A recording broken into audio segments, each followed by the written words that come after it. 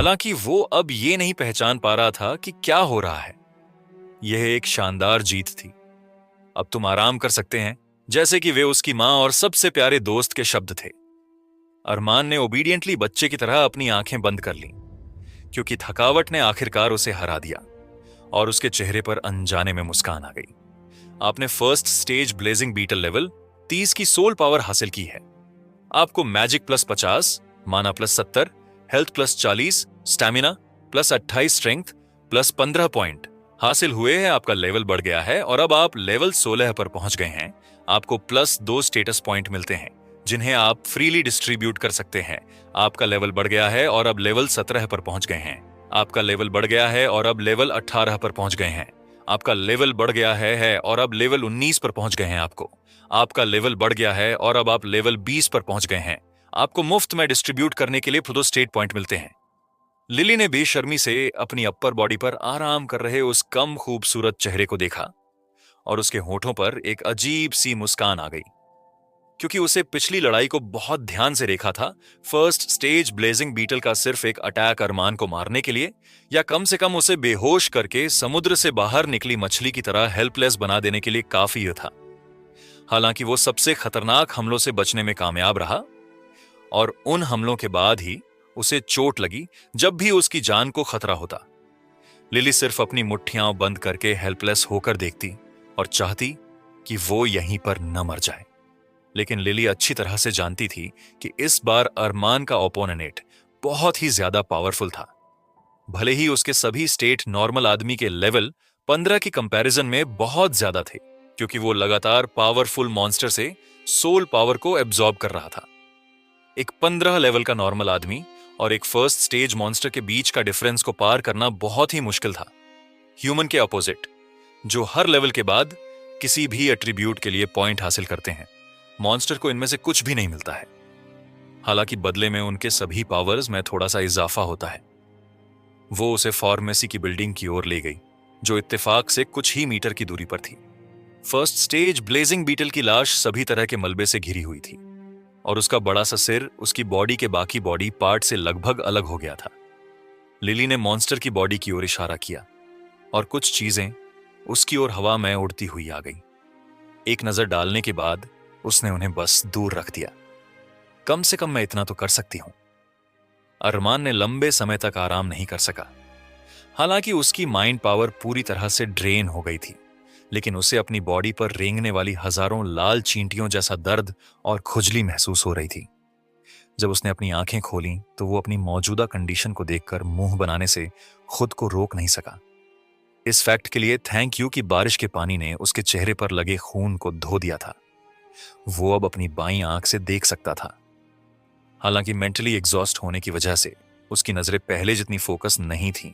उसके सिर पर सीमेंट के बड़े से पत्थर से चोट लगने के बाद उसके जख्म से टपकता खून भी पूरी तरह से बंद हो गया था और उसे अपने सिर के उस हिस्से में भयंकर जलन महसूस हो रही थी। जब उसने देखा कि वेलोसिटी बूट्स पहले ही पिघल चुके थे और अब उन्हें वापस नहीं लाया जा सकता था, तो उसे लगा कि उसका दिल खून से लथपथ हो गया है। भले ही यह सिर्फ एक नॉर्मल ग्रेड ट्रेजर था, प्लस 10 एजिलिटी पॉइंट एक बहुत बड़ा सुधार था जिसे उसने अचानक खो दिया था। इसके अलावा अपनी लगभग बर्बाद हो चुकी कलाई को देखकर अरमान को समझ नहीं आ रहा था कि उसे खुश होना चाहिए या फिर रोना। खुश इसलिए क्योंकि उसके हाथ में फ्रैक्चर हुआ था, पैर में नहीं, जो उसे इस दुनिया में प्रैक्टिकल बैंकर बना देगा। ऐसी दुनिया में होना जहां हर कोने में खतरे छिपे हों, मरने से अलग नहीं था। आखिरकार तुम जाग गए। नींद में डूबे हुए अरमान को एक नरम मीठी आवाज ने उसे उसकी सोच से बाहर निकाला। आगे देखते हुए उसने देखा कि सुंदर लिली उसकी ओर एक मुस्कान के साथ देख रही थी, जो उसे पहली बार असली लग रही थी, न कि नकली। Good morning. नो, नहीं नहीं नहीं, मैं कितनी देर से सोया हुआ था।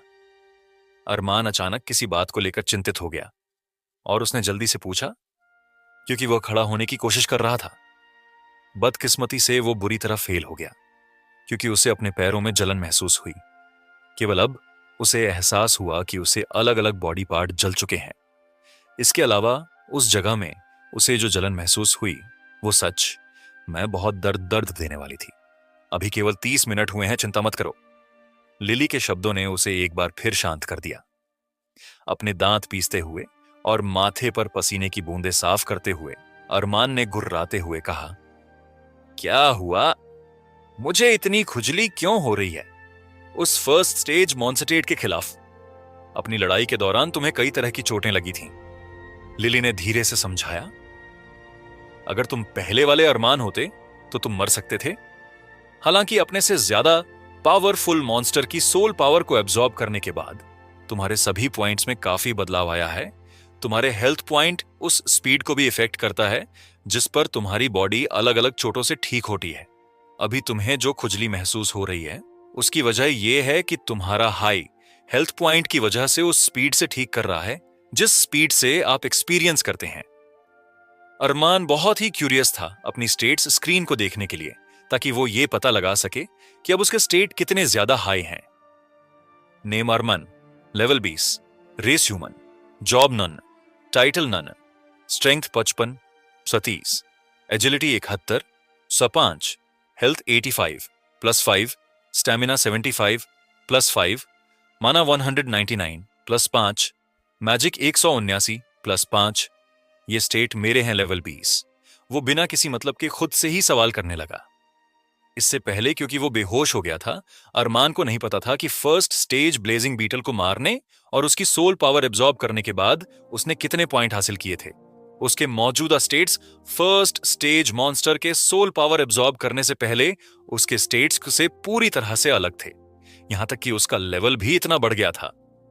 हे तुम्हारे स्टेट अभी तक तुम्हारे लेवल के किसी भी आदमी के लिए सच में डरावने हैं। लिली ने धीरे से हंसते हुए चमकती आंखों से उसकी ओर देखा। मुझे तुमसे बहुत उम्मीदें हैं। मुझे उम्मीद है कि मैं गलत नहीं हूं। अरमान ने अपनी आंखें बंद करने से पहले उसे गहराई से देखा और लापरवाही से कहा, तुम्हें चिंता करने की जरूरत नहीं है। तुमने अब तक मेरी जो भी मदद की है उसका बदला चुकाने की मैं पूरी कोशिश करूंगा। वो पहले से ही जानता था कि लिली जैसी कोई पावरफुल लड़की सिर्फ अपने दिल की इच्छा से उसकी मदद नहीं कर सकती। सभी इंटेलिजेंट क्रिएचर आमतौर पर किसी टारगेट को ध्यान में रखकर ही काम करते हैं, और वो अब तक न जाने कितने सालों से जी रही थी। इसलिए ये नेचुरली है कि वो लापरवाही से काम नहीं करेगी और अपना टाइम बर्बाद नहीं करेगी। हालांकि ये उसके लिए भी अच्छा था। इस तरह अरमान को भी उसके कर्जदार महसूस करने की जरूरत नहीं थी।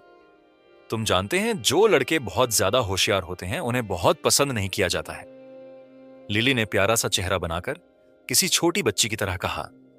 हालांकि जल्द ही वो धीरे से मुस्कुराई और उससे कहा, हालांकि तुम्हें चिंता करने की जरूरत नहीं है। आखिरकार मेरे गोल और तुम्हारा गोल एक ही लाइन में है। अगर तुम ऐसा कहती हो तो ठीक है। उसने अपनी आंखें घुमाते हुए जवाब दिया। उसके केवल 2 ही गोल थे, जिंदा रहना और अपने परिवार को ढूंढना, क्योंकि बाकी सब कुछ बाद में भी हो सकता है। अचानक इमारत के दरवाजे पर कई ज़ोंबी दिखाई दिए जो अपनी सफेद आंखों के साथ लड़खड़ाते हुए इधर उधर भाग रहे थे, जिनमें जीवन का कोई भी अंश नहीं था। भारी तूफान की वजह से उनकी बॉडी पर लगा ज्यादातर खून धुल गया था और वे पहले के कंपैरिजन में अब उतने डरावने नहीं लग रहे थे। अरमान ने खड़े होने की कोशिश की, लेकिन उसके पैरों में जो दर्द महसूस हो रहा था वह इस हद तक पहुंच गया था कि वो हिल भी नहीं सकता था। कोई और ऑप्शन न होने पर उसने अपना कुछ मैना खर्च किया और अपने first order blood control skill को एक्टिवेट कर लिया। धमाका! 10 से ज्यादा ज़ॉम्बी की आंखें फट गईं और उनकी आंखों से खून बहने लगा। हालांकि वो खून 20 सेंटीमीटर लंबे कांटों में बदल गया और 10 ज़ॉम्बी के दिमाग में बुरी तरह से घुस गया। इससे पहले कि अरमान राहत की सांस ले पाता, गेट पर 5 और ज़ॉम्बी दिखाई दिए और धीरे धीरे उसकी ओर खिसकने लगे। पहले की तरह उसके पास आने वाले ज़ॉम्बी की जान लेने के लिए अपने कुछ मैना खर्च करने के अलावा कोई ऑप्शन नहीं था। हालांकि पहले मारे गए ज़ॉम्बी के खून की वजह से उसका सारा मैना पॉइंट खत्म हो गए थे, लेकिन इस तरह अगर वो अपने मैना पॉइंट का इस्तेमाल करता रहा तो उसका सारा मैना खत्म हो जाएगा और अपनी मौजूदा हालत में वो बुरी तरह मर जाएगा। नॉर्मल कंडीशन में 200 ज़ॉम्बी का ग्रुप भी उसकी नजर में कुछ नहीं था। हालांकि वो फिलहाल हिलने डुलने के काबिल नहीं था, और अगर उन कमजोर लेवल 3 चोर ज़ॉम्बी ने उसे खरोंच दिया या उसकी स्किन को काट लिया तो चाहे उसका लेवल और स्टेट्स कितने भी ज्यादा क्यों ना हो, वो जरूर ही एक और दिन भी जिंदा नहीं बच पाएगा। लिली ने भी मौजूदा प्रॉब्लम को देखा और भौहें सिकोड़ ली। पहले वो अरमान की मदद कर सकती थी जब वो जमीन पर गिरने वाला था, क्योंकि लड़ाई पहले ही खत्म हो चुकी थी और उसे बीच में रोक टोक करने के रूप में नहीं गिना जाता था। हालांकि मौजूदा हालात पूरी तरह से अलग थी और वो किसी भी तरह से उसकी हेल्प नहीं कर सकती थी, लेकिन कुछ ऐसा था जो लिली को परेशान कर रहा था। उसे यकीन था कि ये जॉम्बीज इतनी जल्दी यहां नहीं आ सकते। आखिरकार उनमें से ज्यादातर ने अपने पैर खो दिए थे या अरमान और फर्स्ट स्टेज हाथी के बीच लड़ाई के दौरान ढह गई। इमारतों के मलबे से कुचलने के बाद जॉम्बीज बैंकर हो गए थे और इतनी जल्दी उनका इस जगह तक आना उसे कुछ ठीक नहीं लग रहा था। अचानक उसने एक खास जगह पर देखा और एक आदमी को ट्रेनिंग ग्राउंड की अपोजिट डायरेक्शन में तूफान के नीचे भागते हुए देखा। यह आदमी अरमान और बाकी लोगों के बचे हुए ग्रुप का हिस्सा नहीं था, वरना लिली को यह याद रहता। हालांकि वह समझ गई थी कि यह आदमी एक दुश्मन था। जल्द ही अरमान ने लगभग बिना किसी ज्यादा मेहनत के जॉम्बीज के दूसरे ग्रुप की जान ले ली। इस काम में सिर्फ एक ही चीज बुरी थी, मैना का इस्तेमाल जो जल्दी से खत्म हो रहा था। फिलहाल अरमान को इस प्रॉब्लम का सामना करना पड़ा कि उसके पास अपने मैना पर अच्छा कंट्रोल नहीं था। आखिरकार उसने कभी ऐसी पावर का इस्तेमाल नहीं किया था या उस पर उसका कोई कंट्रोल नहीं था। अगर वो रिजल्ट की परवाह किए बिना एक चौतरफा हमला करने के लिए अपने मैना का उपयोग करना चाहता था तो कोई प्रॉब्लम नहीं थी, क्योंकि उसे मन की खपत के बारे में चिंता करने की जरूरत नहीं थी, जैसा कि उसने फर्स्ट स्टेज ब्लेजिंग बीटल के खिलाफ किया था। हालांकि अगर उसका टारगेट कई कमजोर हमले करना और कम से कम मैना पॉइंट का इस्तेमाल करना था, तो प्रॉब्लम निकलकर सामने आ रही थी। उन 15 कमजोर ज़ॉम्बी की जान लेने के लिए अरमान ने लगभग 40 मैना पॉइंट खर्च किए थे, जो कि काफी ज्यादा थे, क्योंकि फिलहाल उसका कुल मैना 204 पॉइंट था। आज किस्मत अरमान के साथ नहीं थी, क्योंकि 5 ज़ॉम्बी के उस ग्रुप को खत्म करने के बाद 10 का एक और ग्रुप एंट्री गेट पर दिखाई दिया और उसकी ओर चलना शुरू कर दिया। कुछ ज़ॉम्बी अपने ही जैसे लोगों की लाशों पर ठोकर खाकर गिर गए और अपने पैरों पर वापस खड़े होने की कोशिश करने लगे, जबकि और ग्रुप में शामिल होने की कोशिश में दरवाजे में फंस गए, जिससे उनके पीछे वालों के लिए एंट्री के लिए रास्ता बंद हो गया। अरमान ने उन लोगों के जिंदगी को खत्म करने के लिए कुल 15 मैना पॉइंट खर्च किए जो सक्सेसफुली एंटर कर गए थे, और उन लोगों को जिंदा छोड़ दिया जो एंट्री गेट पर रास्ता ब्लॉक करके फंस गए थे। हालांकि टेम्परेरी म्यूटेड मॉन्स्टर उन ज़ॉम्बी का इस्तेमाल कर सकते थे। अगर कोई म्यूटेटेड ज़ॉम्बी दिखाई देता है और ज़ॉम्बी के इस ग्रुप को यहां की ओर भेज देता है तो मेरी छोटी सी जिंदगी मुश्किल में पड़ सकती है। अरमान ने भौहें सिकोड़ी और हेल्पलेस महसूस करने लगा। लिली, जो बिना कुछ किए के केवल देख सकती थी, आराम को कुछ देने ही वाली थी कि उसके होठों पर एक चंचल मुस्कान उभरी और उसने धीरे से कहा, जाहिर है कि तुम्हारी किस्मत कितना तुम सोचते हो उससे भी कहीं ज्यादा अच्छी है। उसने उसे कंफ्यूजन और सवालिया आंखों से देखा। हालांकि वो जिस जवाब इंतजार कर रहा था वो लिली से नहीं बल्कि बाहर से आया था। टेम्परेचर अचानक कई डिग्री गिर गया और भयानक तूफान की वजह से पहले से ही ठंडा एनवायरनमेंट और भी ठंडा हो गया। ज़ॉम्बी के गुर्राने और एक के बाद एक जमीन पर गिरती बॉडी की आवाज अरमान के कानों तक पहुंच सकती थी, भले ही तूफान चल रहा हो। लगभग 5 मिनट के बाद जो ज़ॉम्बी फंसे हुए थे उन्हें किसी चीज से चोट लगी और उनके डेड बॉडी जमीन पर लंगड़े होकर गिर गए और फिर कभी नहीं उठे। उनके सिर के पीछे एक छोटा सा घाव था जो एक बच्चे की मुट्ठी के साइज का था और बर्फ की एक पतली लेयर से पूरी तरह से जम गया था। जेनिफर को सफेद कपड़े पहने हुए धीरे धीरे आइस गॉडेस की तरह इमारत में चलते हुए देखकर अरमान के एक्सप्रेशन थोड़े अजीब हो गए हैं। उसने कई सेकंड तक चुपचाप उसे देखा और उसकी हालत को ध्यान से ऑब्जर्व किया। लगभग 1 मिनट के बाद जब दोनों ने एक दूसरे को अलग अलग इमोशन के साथ देखा तो जेनिफर ने अपने दूध जैसे सफेद दांतों को हल्के से भींचा और एक कदम आगे बढ़ाया, जैसे कि वो किसी चीज से लड़ रही हो। अरमान ने यह सब चुपचाप देखा। उसे डर नहीं था कि वो उसके साथ कुछ करना चाहेगी, क्योंकि पहली अजीब हरकत पर वो अपने फर्स्ट ऑर्डर ब्लड कंट्रोल से उसे अंदर से बाहर तक उसके खून को जलाकर उसकी जान ले सकता था। भले ही वो पावरफुल थी, लेकिन पक्का उसके पास उससे ज्यादा पॉइंट नहीं हो सकते थे। हालांकि कुछ पल बाद ही यह साबित हो गया कि उसकी सावधानी जरूरी नहीं थी। वह उसके बगल में बैठ गई और बिना कुछ कहे उसे खड़े होने के लिए सहारा दिया। अरमान ने जल्दी से अपने सही हाथ से बैग और कुछ प्लास्टिक बैग उठाए। उसने बैग को अपने दाहिने कंधे पर रखा और बैग को अपने दाहिने हाथ से पकड़ लिया। जेनिफर की मदद से वो धीरे धीरे खड़ा हुआ। हालांकि उसे अपने दांत इस हद तक पीसने पड़े कि उसके मुंह से गले लगाने वाले दर्द और पैरों के नीचे अनकंफर्टेबल खुजली से खून बहने लगा। जब जेनिफर ने उसे सहारा देने के लिए अपना बायां हाथ उसकी पतली गर्दन के चारों ओर घुमाया तो उसका बारिश से भीगा हुआ शरीर थोड़ा कांप उठा और उसकी आंखें धीरे से कांप उठीं। हालांकि उसने एक अल्फाज भी नहीं कहा और धीरे धीरे उसे बाहर की ओर ले गई। फिर से बाहर पहुंचने के बाद अरमान ने 100 से ज्यादा जॉम्बीज की डेड बॉडी बिखरी हुई देखी। इन सभी जॉम्बी को एक साफ गोली से मारा गया था और उनके सिर पर सिर्फ एक छोटा सा घाव था जो बर्फ की एक छोटी सी लेयर से जम गया था, जिससे खून अंदर से बाहर नहीं निकल पा रहा था। जाहिर है उसे बचाने के लिए जेनिफर के पास जॉम्बी के इस बड़े ग्रुप की जिंदगी को अकेले ही खत्म करने के अलावा और कोई ऑप्शन नहीं था। हालांकि एक बात जो अरमान को समझ में नहीं आ रही थी वो ये थी कि वो यहां अकेली क्यों थी और बाकी दो नहीं थे। आखिरकार अरमान को पता था कि वो उसे पसंद नहीं करती थी।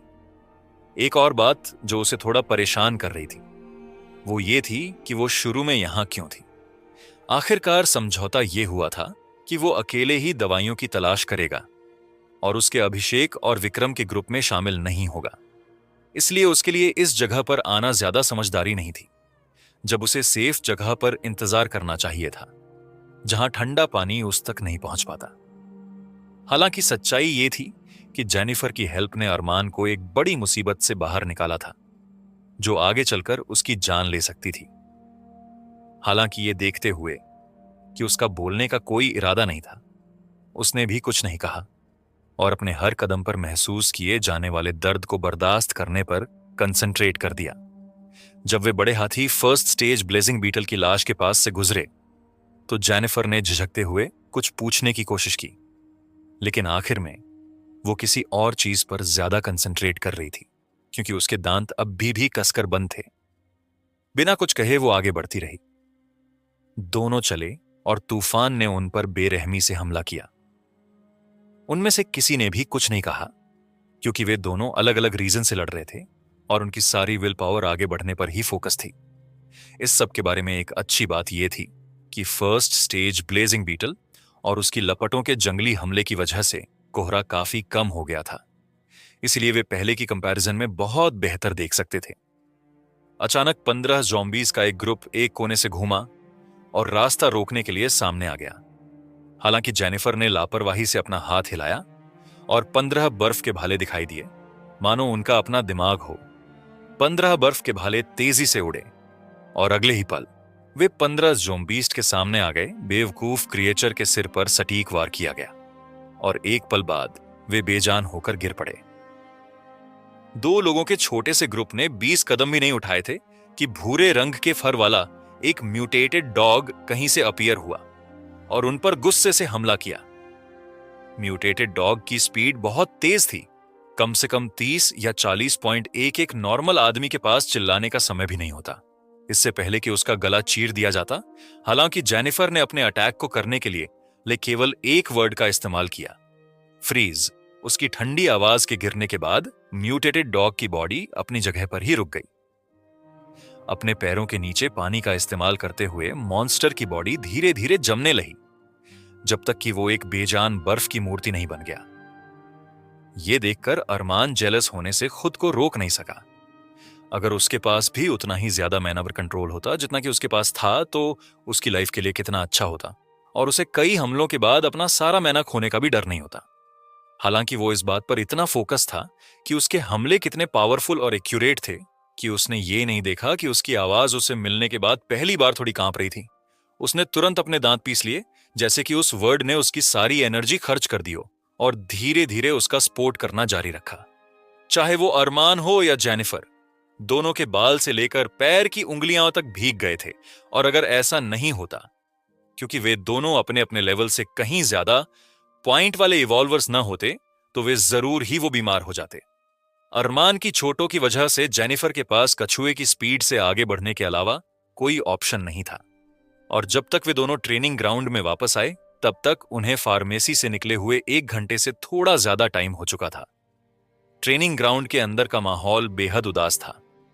डर और चिंता के शब्दों वाली फुसफुसाहट के साथ सभी की आवाज दबी हुई थी। सिसकियों की आवाज लगभग हर जगह सुनी जा सकती थी। कुछ लड़के खूबसूरत लड़कियों को दिलासा दे रहे थे और अपनी जान देकर उन्हें प्रोटेक्ट करने की कसम खा रहे थे। इस तरह उन लड़कियां की साइड ले रहे थे जिनके पास भरोसा करने के लिए कोई और नहीं था। हालांकि वे लड़के जो लड़ने के लिए हथियार उठाने की हिम्मत नहीं रखते थे, उनकी प्रोटेक्शन कैसे कर सकते थे? लेकिन दुनिया जिस हालत में थी, कभी कभी झूठी उम्मीद का भी खुले हाथों से वेलकम किया जाता था। इन लड़कों में विक्रम भी शामिल था। इस ग्रुप के उन कुछ लड़कों में से एक जिनमें न केवल लड़ने का जुनून था, बल्कि दूसरों की प्रोटेक्शन करने की हिम्मत भी थी। विक्रम को 5 यूनिवर्सिटी की लड़कियों के ग्रुप ने घेर लिया था। विक्रम की शक्ल सूरत ज्यादा खास नहीं थी और सच में वो हैंडसम होने के बजाय थोड़ा बदसूरत था। हालांकि नॉर्मली कमजोर लड़कियों को इस नई दुनिया में जिंदा रहने की जरूरत थी। ये कुछ ऐसा था जो उन्हें एक दिन अपने दोस्तों को मक्खियों की तरह अपनी आंखों के सामने मरते हुए देखने के बाद महसूस हुआ था। अभिषेक भी अगर चाहे तो खूबसूरत लड़कियों से घिरा हो सकता है, विक्रम से भी ज्यादा। हालांकि वो बस एक कोने में खड़ा था और उसने विक्रम को एक अजीब से इमोशन के साथ देखा। बूम! अचानक दरवाजा जोर से खुला, जिसने सभी का अट्रैक्शन अपनी ओर खींच लिया। उनमें से हर कोई भगवान या किसी संत से प्रेयर कर रहे थे कि कोई और दुश्मन ना जाए। सबसे पहले जब उन्होंने जेनिफर और अरमान को देखा तो उन्होंने अनजाने में राहत की सांस ली। हालांकि उसे उसकी हेल्प करते हुए और उसके लड़खड़ाते कदमों को देखने के बाद उनके चेहरे पर हैरानी उभर आई। खासकर वे लोग जिन्हें उसने बचाया था, वो इंजर्ड कैसे हो गया था? कौन सा क्रिएचर उसे इतना इंजर्ड कर सकता था कि वो खुद से चलने की हिम्मत भी खो दे? ये कैसे पॉसिबल हो सकता है? जीवित स्टूडेंट और टीचर का ग्रुप बड़बड़ाने लगा और उनकी निगाहें डर और आशंका से भर गईं। अगर वहां कोई ऐसा मॉन्स्टर था जो इस ग्रुप के सबसे पावरफुल लोगों में से एक और उन कुछ लोगों में से एक जिनके पास सच में लड़ने की हिम्मत और स्ट्रेंथ थी, को ऐसी दयनीय हालत में छोड़ने में केपेबल था जहां वो खुद से हिल भी नहीं चल सकता था, तो वे कैसे जिंदा रहने वाले थे फ्यूचर के बारे में? डर और चिंता ने एक बार फिर उनके कमजोर दिमाग को सुन कर दिया। विक्रम के पहले के मुस्कुराते चेहरे में भी थोड़ा बदलाव आया और एक पल के लिए वह भूल गया कि वो जाहिर तौर पर अपने जीवन का सबसे अच्छा पल जी रहा था। अभिषेक के लिए वो अलग अलग कारणों से हैरान था। जेनिफर को अरमान की हेल्प करते देखकर अभिषेक को भरोसा नहीं हुआ कि वो क्या देख रहा है, और एक पल के लिए तो उसे शक भी हुआ कि क्या उसकी आंखें ठीक से काम कर रही हैं या नहीं। जेनिफर, तुम ठीक हो? आंखें खोलकर और अविश्वास से भरे हुए उसने पूछा। मैं ठीक हूं। जेनिफर का जवाब हमेशा की तरह छोटा और ठंडा था। अरमान के लिए वो अभिषेक को देखने से खुद को रोक नहीं पाया, जैसे कि वो एक बेवकूफ के हो। यहां इंजर्ड आदमी कौन है जो ठीक से हिल भी नहीं पा रहा था? वो अरमान था ना कि जेनिफर? फिर वो किससे पूछ रहा था? हालांकि उसे ज्यादा परवाह नहीं थी और अगले ही पल वो इसके बारे में भूल गया। मैं तुम्हें शुक्रिया नहीं कहूंगा क्योंकि फिलहाल ये शब्द पहले की तुलना में कम कीमती है। अरमान ने अपने बगल में खड़ी खूबसूरत लड़की को देखा जो एक बार फिर उसकी वजह से पूरी तरह से भीग गई थी और गहरी आवाज में कहा, आज ये कहा जा सकता है कि तुमने मुझे एक ऐसी मुसीबत से बाहर निकाला है जिसकी कीमत मेरी जान पर भी बन सकती थी। फ्यूचर में मैं जरूरी से तुम्हारा एहसान चुकाऊंगा जब तक कि मैं बराबर न कर दूं। जवाब का इंतजार किए बिना उसने अपने दांत पीस लिए और उस हाथ को हटा दिया जिसका इस्तेमाल वो उसे सहारा देने के लिए कर रही थी, अपने पैरों के नीचे दर्द महसूस करते हुए। दर्द जिसे ठंडा पानी भी कम नहीं कर सकता था। वो सभी से दूर अपनी जगह पर चलने लगा। उसका हर कदम भारी था और उसके माथे पर पसीने की बूंदें बनने लगीं। हालांकि उसकी बॉडी ठंडी थी। ये देखकर इससे कोई फर्क नहीं पड़ा कि वो जेनिफर, अभिषेक, विक्रम या बाकी बचे लोग थे। उन सभी को एहसास हुआ कि उस पल वो जो दर्द महसूस कर रहा था उसे शब्दों में बयान नहीं किया जा सकता।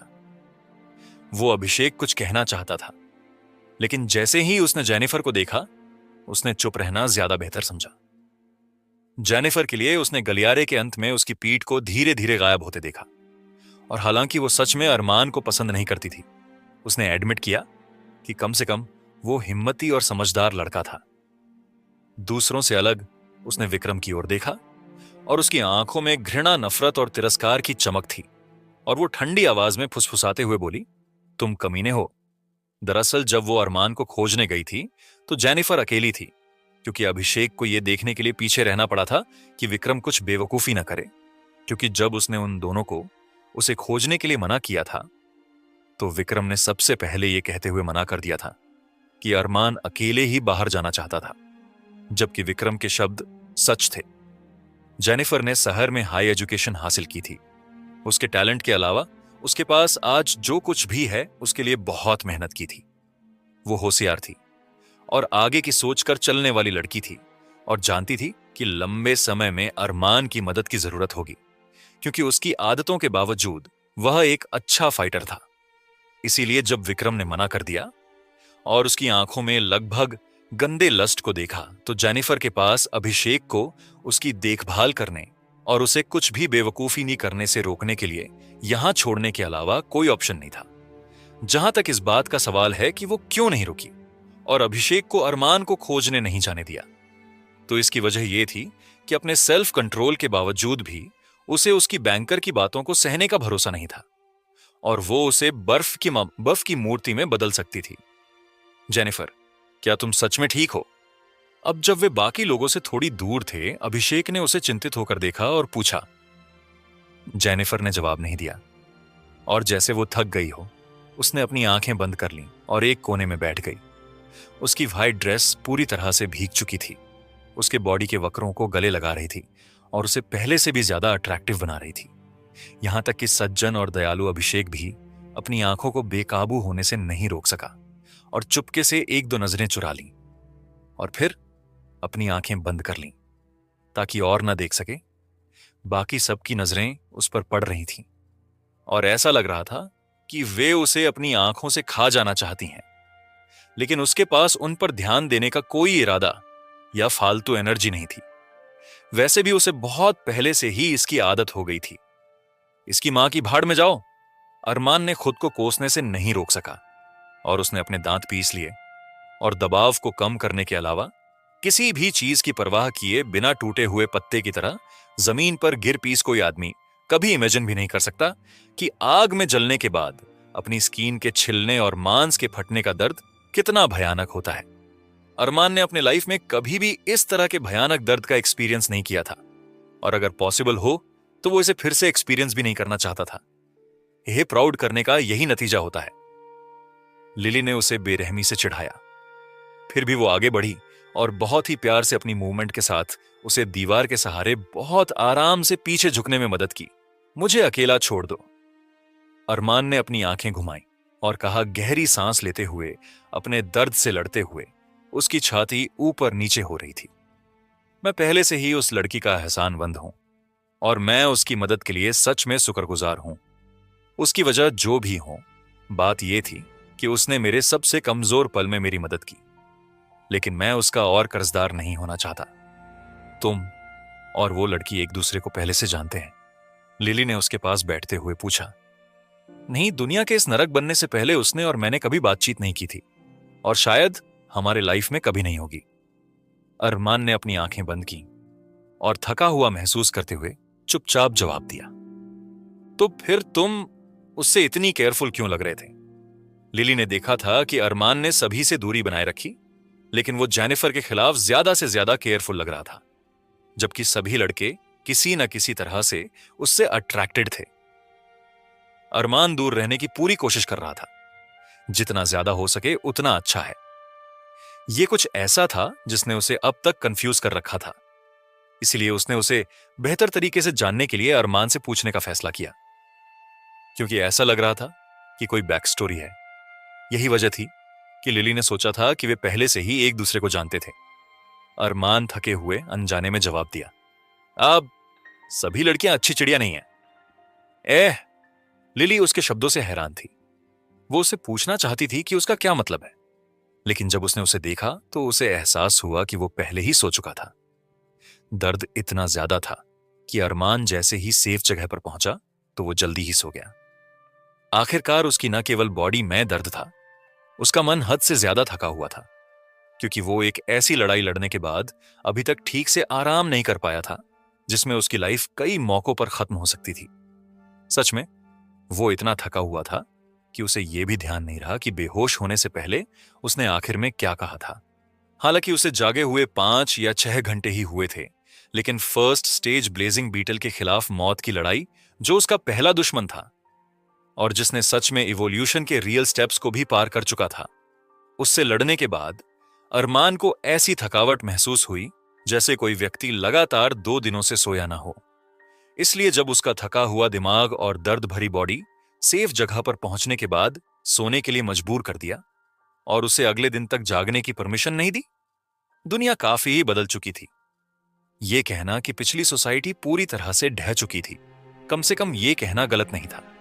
और ट्रेनिंग ग्राउंड के अंदर सभी बचे हुए लोग यही उम्मीद कर रहे थे कि वे इस जगह से बाहर निकलकर सरकार और फोर्स की प्रोटेक्शन में वापस आ जाएं। तभी वे थोड़ा और सेफ महसूस कर सकते थे। उनमें से कोई भी नहीं जानता था कि मॉडर्न वेपन्स से लैस सेना किस हालत में थी। सच्चाई यही थी कि उनमें से कोई भी बाहरी दुनिया की हालत नहीं जानता था। हालांकि अपने माइंड कंडीशन की खातिर उनमें से किसी ने भी डिसअपॉइंटमेंट भरे शब्द बोलने की हिम्मत नहीं की और सबसे खराब हालत के बारे में सोचने की भी कोशिश नहीं की। जब अरमा ने फिर से अपनी आंखें खोलीं, तो बदलाव की शुरुआत से दूसरा दिन पूरा हो चुका था और नेचुरली तीसरा दिन आम तौर पर शुरू हो चुका था। बारिश रुक गई। उसने अभी भी थोड़ी नींद भरी आंखों से बड़बड़ाया, क्योंकि वो बाहर के शोर पर ध्यान कंसंट्रेट कर रहा था। गड़गड़ाहट की आवाज, खिड़की में छोटी छोटी दरारों के बीच चमकती बिजली की रोशनी, जिसे लकड़ी खिड़की पूरी तरह से ब्लॉक नहीं कर पा रही थी, साथ ही दुनिया होने वाली बारिश की तेज आवाज, जैसे कि ये हेवन से सजा हो। ये सब रुक गया था। कुछ घंटे पहले तूफान रुक गया था। इस दुनिया में अजीब मौसम की वजह यह थी कि सोई हुई मैना सोल रिकॉर्ड के आने को सेंस कर सकती थी। अब जब सोल रिकॉर्ड आखिरकार इस दुनिया में पहुंच गया है, तो धीरे धीरे सब कुछ नॉर्मल हो जाएगा। उससे कुछ मीटर की दूरी पर एक नरम, चंचल लेकिन दयालु आवाज सुनाई दी। अरमान ने अपनी बाईं ओर देखा। एक बेहद खूबसूरत लड़की खिड़की के बगल में एक मेज पर एक अजीब से ढंग से बैठी हुई थी, जो अब लकड़ी के ब्लॉक से ढकी नहीं थी। बादलों के बीच से फिसलने वाली सूरज की कुछ किरणें उसके चारों ओर थीं, जो उसके काले बालों और रात जैसी काली ड्रेस के साथ एक शानदार कंट्रास्ट बना रही थी। बिना किसी शक के ये उसके पूरी लाइफ में अब तक देखे गए सबसे खूबसूरत नजारों में से एक था। परी अभी भी आधी नींद में अरमान बुदबुदाने से खुद को रोक नहीं पाया। मैं कोई परी नहीं हूं, मैं एक डीमन हूं। लिली ने उसे अपनी जिंदगी में अब तक देखी गई सबसे खूबसूरत मुस्कान दी और उसे गुड मॉर्निंग विश किया।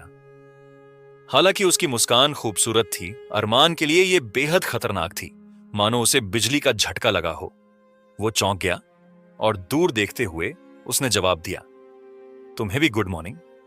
लिली की आंखों में एक अजीब सी चमक थी। उसने कुछ सेकंड के लिए पलकें झपकाईं और फिर अपना सिर हिलाया, जैसे कि किसी बात को खारिज कर रही हो। तुम्हारी बॉडी के बारे में क्या? उसने पूछा और वसंत की हवा की तरह नरम कदमों से उसके पास पहुंची। अब जब तुमने इसका जिक्र किया है, अरमान ने उसे अनदेखा कर दिया और वो उसके बगल में बैठ गई। उसने अपनी हालत की जांच की और यह देखकर सरप्राइज हुआ कि कल उसे जो दर्द महसूस हो रहा था वह कम से कम आधा चला गया था। हालांकि अभी भी दर्द हो रहा था, लेकिन यह अब उसके लिए बर्दाश्त के बाहर नहीं था। लेकिन सबसे हैरानी वाली बात यह थी कि हाथी की लपटों से जले हुए खाल के गिरने के बाद नई खाल बनना शुरू हो गया था और कम इफेक्टिव हिस्सों पर धीरे धीरे खाल बन रही थी। ये सब क्या है? अरमान अवाक रह गया। क्या मैंने तुम्हें पहले ही नहीं बताया? लिली को समझ नहीं आया कि उसके हाव भाव देखकर हंसे या रोए तुम्हारे हेल्थ पॉइंट वर्तमान में एक सामान्य व्यक्ति की तुलना में कई गुना बेहतर है। अगर किसी व्यक्ति को ऐसी चोटों से उबरने में 3 या 4 महीने लगते थे, तो तुम इसे 10 गुना तेजी से कर सकते हो। सच में, वर्तमान में उसके पास जो 90 हेल्थ पॉइंट हैं, उसके साथ उसकी रिकवरी की स्पीड बिना किसी इवॉल्वर के एक सामान्य आदमी की तुलना में लगभग 9 गुना तेज थी। खाल और की सेल्स की रिकवरी स्पीड काफी अच्छी थी। सभी जली हुई खाल और मसल्स की जगह नई खाल और मसल्स ने ले ली थी। इस गति से मुझे पूरी तरह से ठीक होने के लिए बस कुछ और दिन चाहिए। अरमान बहुत एक्साइटेड महसूस कर रहा था और उसने एक आह भरी उसे खुशी महसूस हुई, क्योंकि जल्दी ठीक होने से उसे आखिरकार डरने की जरूरत नहीं थी। आखिरकार अगर फर्स्ट स्टेज ब्लेजिंग बीटल जैसा कोई और मॉन्स्टर दिखाई देता है तो उसकी मौजूदा कंडीशन के साथ केवल मौत ही उसका इंतजार करेगी। हालांकि उस खुशी के बीच एक कॉम्प्लेक्स इमोशन भी थे, क्योंकि उसे आखिरकार एहसास हो गया था कि कुछ भी पहले जैसा नहीं रहेगा। अरमान ने अपना सिर धीरे से हिलाया और लिली को देखा, क्योंकि उसने अपनी बाहें फैलाई थी। उसने एक भौं उठाई और चिढ़ाते हुए कहा, क्या तुम चाहते हो कि मैं तुम्हें गले लगाऊं? उसने अपनी आंखें घुमाई और जवाब दिया, लानत है मुझे। मेरे आर्म्स जल्दी से वापस कर दो। तुम्हें कैसे पता? उसने उसे चौड़ी आंखों से देखा। भले ही मैं उस पल बेहोश हो गया था, लेकिन मुझे पता है कि तुम ऐसी कोई भी चीज नहीं छोड़ोगी जो मुझे पावरफुल होने में मदद कर सकती है। अरमान ने कैसुअली कहा, आखिरकार मैं जितनी जल्दी पावरफुल बन जाऊंगा तुम्हारे लिए भी उतना ही अच्छा होगा, है ना? तुम में वाकई कोई अच्छी सेंस ऑफ ह्यूमर नहीं है? लिली ने अपनी जीभ से अपने होंठ चाटे और उसे प्यार से डांटते हुए कहा। हालांकि उसकी आंखों में खुशी की चमक थी, क्योंकि वो जितना होशियार था, बचने और ज्यादा पावरफुल बनने की पॉसिबिलिटी उतनी ही ज्यादा थी। लो, मैं उन्हें तुम्हें वापस कर दूंगी। बोरिंग आदमी। उसने अपना हाथ हिलाया और 3 चीजें उसकी हाथी में धीरे से गिरने से पहले उसकी ओर तैरती हुई आईं। अरमान ने उसकी जलस भरी आंखों से देखा। वो भी अपना हाथ हिलाकर चीजों को आसानी से तैराना चाहता था, लेकिन ऐसा लगता था कि ऐसा कभी भी नहीं होने वाला है तुम्हें। ये कहां से मिला? उसने उलझन में उसे देखते हुए पूछा। उसने अपना दाहिना हाथ ग्रेसफुली आगे बढ़ाया और बिना कुछ कहे बाईजेमिन की नजर एक खूबसूरत सुनहरे रंग की अंगूठी पर गई, जिस पर अलग से पैटर्न बने हुए थे, जो पृथ्वी के लोगों द्वारा पहनी जाने वाली शादी की अंगूठी के जैसी ही थी। तुम सगाई कर रहे हो? उसने चिढ़ाते हुए कहा। बेवकूफ। उसने चार्मिंगली ढंग से अपनी आंखें घुमाई और जवाब दिया, यह एक स्पेस स्टोरेज रिंग है। अंदर एक बड़ी जगह है जहां मैं अपना सामान रख सकती हूं, बिल्कुल कहानियों की तरह जिसमें लोगों के पास स्पेस स्टोरेज रिंग होती थी। अरमान ने समझदारी से सिर हिलाया। मैं उनमें से एक कैसे ले सकता हूं? वो इसे कैसे नहीं लेना चाहेगा? आखिरकार लिली जैसी अंगूठी के साथ उसे हर जगह एक बैग ले जाने की जरूरत नहीं होगी और इस दुनिया में उसका नॉर्मल लाइफ बहुत आसान हो जाएगी। यदि तुम इस तरह के बड़े स्पेस साइज वाली अंगूठी चाहते हैं तो इसे भूल जाओ। लिली ने धीरे से अपना सिर हिलाया और उसने कैजुअली कहा, यह एक लीजेंड ग्रेड ट्रेजर है तुम्हारे लिए। अभी इस लेवल की चीज हासिल करना अभी भी इंपॉसिबल है। ओ, अरमान थोड़ा उदास हुए बिना नहीं रह सका। लीजेंड ग्रेड ट्रेजर्स को भूल जाइए। उसने अभी तक मैजिक ग्रेड ट्रेजर को भी नहीं देखा था और उसकी 2 सबसे मजबूत और सबसे कीमती ऑब्जेक्ट केवल रेयर ग्रेड की थीं। लेकिन उसे उदास देखकर लिली ने कहा, यदि तुम खुशकिस्मत हुए तो तुम कम ग्रेड वाला एक हासिल करने में कामयाब हो सकते हो। तुम एक ग्रीन ऑर्ब भी हासिल कर सकते हो और शायद अगर तुम्हारी किस्मत सच में अच्छी हुई तो तुम एक हासिल कर सकते हो। इसे भूल जाओ। मैं अभी जो कुछ भी मेरे पास है उससे काम चला लूंगा। अरमान ने अब अंगूठी के मामले में मन नहीं लगाया। ऐसी चीजें अभी भी उसके जैसे किसी आदमी से बहुत दूर लगती थीं। अपनी गोद में रखे ऑब्जेक्ट्स पर ध्यान फोकस करते हुए अरमान की आंखें खुशी से चमक उठीं और पिछले सभी बुरे ख्याल और उदासी बिना किसी निशान के पूरी तरह से गायब हो गई। फर्स्ट स्टेज ब्लेजिंग बीटल ने 3 ऑब्जेक्ट गिराए थे, 2 ऑर्ब और एक स्किल स्क्रॉल। उनमें से एक ऑर्ब नारंगी रंग का था, जो एक रेयर ग्रेड ट्रेजर होने का सबूत था सरप्राइजिंगली। दूसरा ऑर्ब गहरे पीले रंग का था। दूसरे शब्दों में, अरमान के सामने एक ऐसा गोला था जिसे मैजिक ग्रेड का ट्रेजर कहा जाता था। ये उसका पहला मैजिक ग्रेड ट्रेजर था। हालांकि उसने अभी अभी लीजेंड ग्रेड ट्रेजर जैसी इनक्रेडिबल चीज के बारे में सुना था, लेकिन वो बिल्कुल भी डिस्करेज नहीं हुआ था, क्योंकि ये देखने के बाद कि उसकी ग्रेट स्वॉर्ड और फुल कोट कितने कीमती थे, वो जरूरी से ये देखने के लिए एक्साइटेड था कि उसके सामने इस ऑर्ब में क्या है। ऑर्ब्स के अंदर के ट्रेजर को देखने से पहले अरमान को शरारती और चिंतित महसूस हुआ, जैसे कि वो एक छोटा बच्चा था जो अपना क्रिसमस गिफ्ट खोलने वाला था। हालांकि उसने इच्छा को अपने मन में दबा लिया और अपना ध्यान सबसे पहले ऑरेंज कलर के ऑर्ब पर लगाया। चलो, सबसे अच्छा आखिर के लिए बचाकर रखते हैं। हे हे हे हे, तुम एक बच्चे की तरह बिहेव कर रहे हो। तुम्हें पता है ना, मेरा ध्यान मत भटकाओ।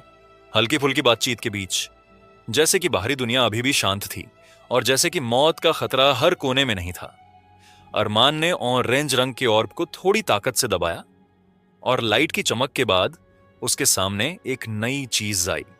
ईमानदारी से अरमान जिस चीज का इंतजार कर रहा था वो एक और जोड़ी जूते थे जो उसके पिछले जूतों की जगह ले सकते थे, जो फर्स्ट स्टेज ब्लेजिंग बीटल की लपटों से बर्बाद हो गए थे। अनफॉर्चुनेटली चीजें हमेशा वैसी नहीं होती है जैसी कि हम उम्मीद करते हैं। फायर रिंग रेयर ग्रेड, एक अंगूठी जिसमें आग जलाने की पावर होती है। इस्तेमाल किए जाने पर मैजिक प्लस 10 पॉइंट दिन में एक बार यह आग की लपटें छोड़ सकता है, जिसका उपयोग अटैक करने या डिफेंस करने के लिए किया जा सकता है। गहरे लाल रंग की अंगूठी को देखकर अरमान का चेहरा थोड़ा अजीब हो गया। उसने थोड़ी दूर पर खड़ी खूबसूरत लड़की को देखा और धीरे से पूछा, मिस डीमन, ये सब क्या है मम्मा?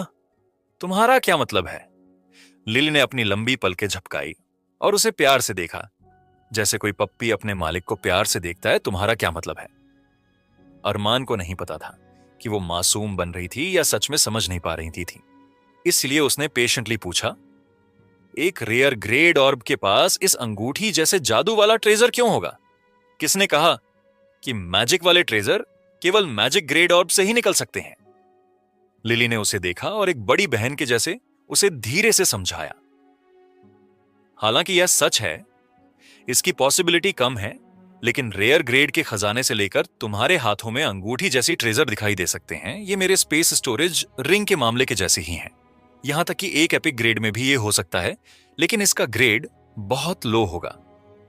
अरमान के मुंह का कोना उसकी बात सुनकर कुछ देर के लिए खुला और बंद हो गया, और इस बार यह दर्द की वजह से नहीं था। सच में उसने मान लिया था कि मैजिक ग्रेड ट्रेजर्स का मतलब मैजिक करने वाला ट्रेजर ही होगा या किसी तरह का मैजिकल वेपन। हालांकि उसने क्लियरली रैंको के नाम को गलत समझा था। उन नामों को ऑर्ब्स की ट्रेजर के लिए जिम्मेदार मान लिया था। पहले से कहीं ज्यादा खुले दिमाग और बहुत ज्यादा उम्मीद के साथ अरमान ने गहरे पीले रंग के गोले की ओर रुख किया और उसे कुचल दिया। एक ब्रॉन्ज कलर्ड की लाइट फ्लैश हुई, जिससे उसे एक सेकंड के लिए अपनी आंखें बंद करने के लिए मजबूर होना पड़ा। जब उसने महसूस किया कि लाइट धीरे धीरे गायब हो गई है, तो अरमान ने उम्मीद से अपनी आंखें खोली और अपनी गोद में रखी चीज को देखा। हालांकि जब उसने उस चीज को देखा तो उसकी चेहरे के एक्सप्रेशन थोड़े बदसूरत हो गए। उसकी गोद में एक ब्रॉन्ज कलर की पॉकेट बेल पड़ी थी। यह घंटी कई जगह पर क्रैक्स थे और एक हिस्सा ऐसा भी था जिसे जबरदस्ती फाड़ दिया गया था या बहुत पुराना होने की वजह से गिर गया था। साफ साफ कहे तो यह बिल्कुल बेकार घंटी की तरह लग रही थी, हालांकि भले ही ये दिखने में बेहद बदसूरत थी। अरमान कभी भी किसी किताब को उसके कवर से जज नहीं कर सकता थे। वो कहावत है ना, डोंट जज a book by its cover. हालांकि उसके चेहरे के एक्सप्रेशन कुछ खास अच्छे नहीं थे, लेकिन उसकी उम्मीदें थोड़ी भी नहीं टूटी थीं और उसने इसकी जांच करने के लिए घंटी को उठाया। टूटी हुई bronze bell magic grade treasure, एक एनसिएंट बेल जो टूटी हुई थी और जिसकी डिफेंस पावर अभी मौजूद नहीं है। इसे पहनने पर यह ऑटोमेटिक मैजिक लपावर और मैना को 20 पॉइंट तक बढ़ा देती है। इफेक्ट यूजर पर हमला होने पर ब्रॉन्ज बेल ऑटोमेटिक एक शील्ड को क्रिएट कर देती है जो यूजर को खतरे से बचाती है।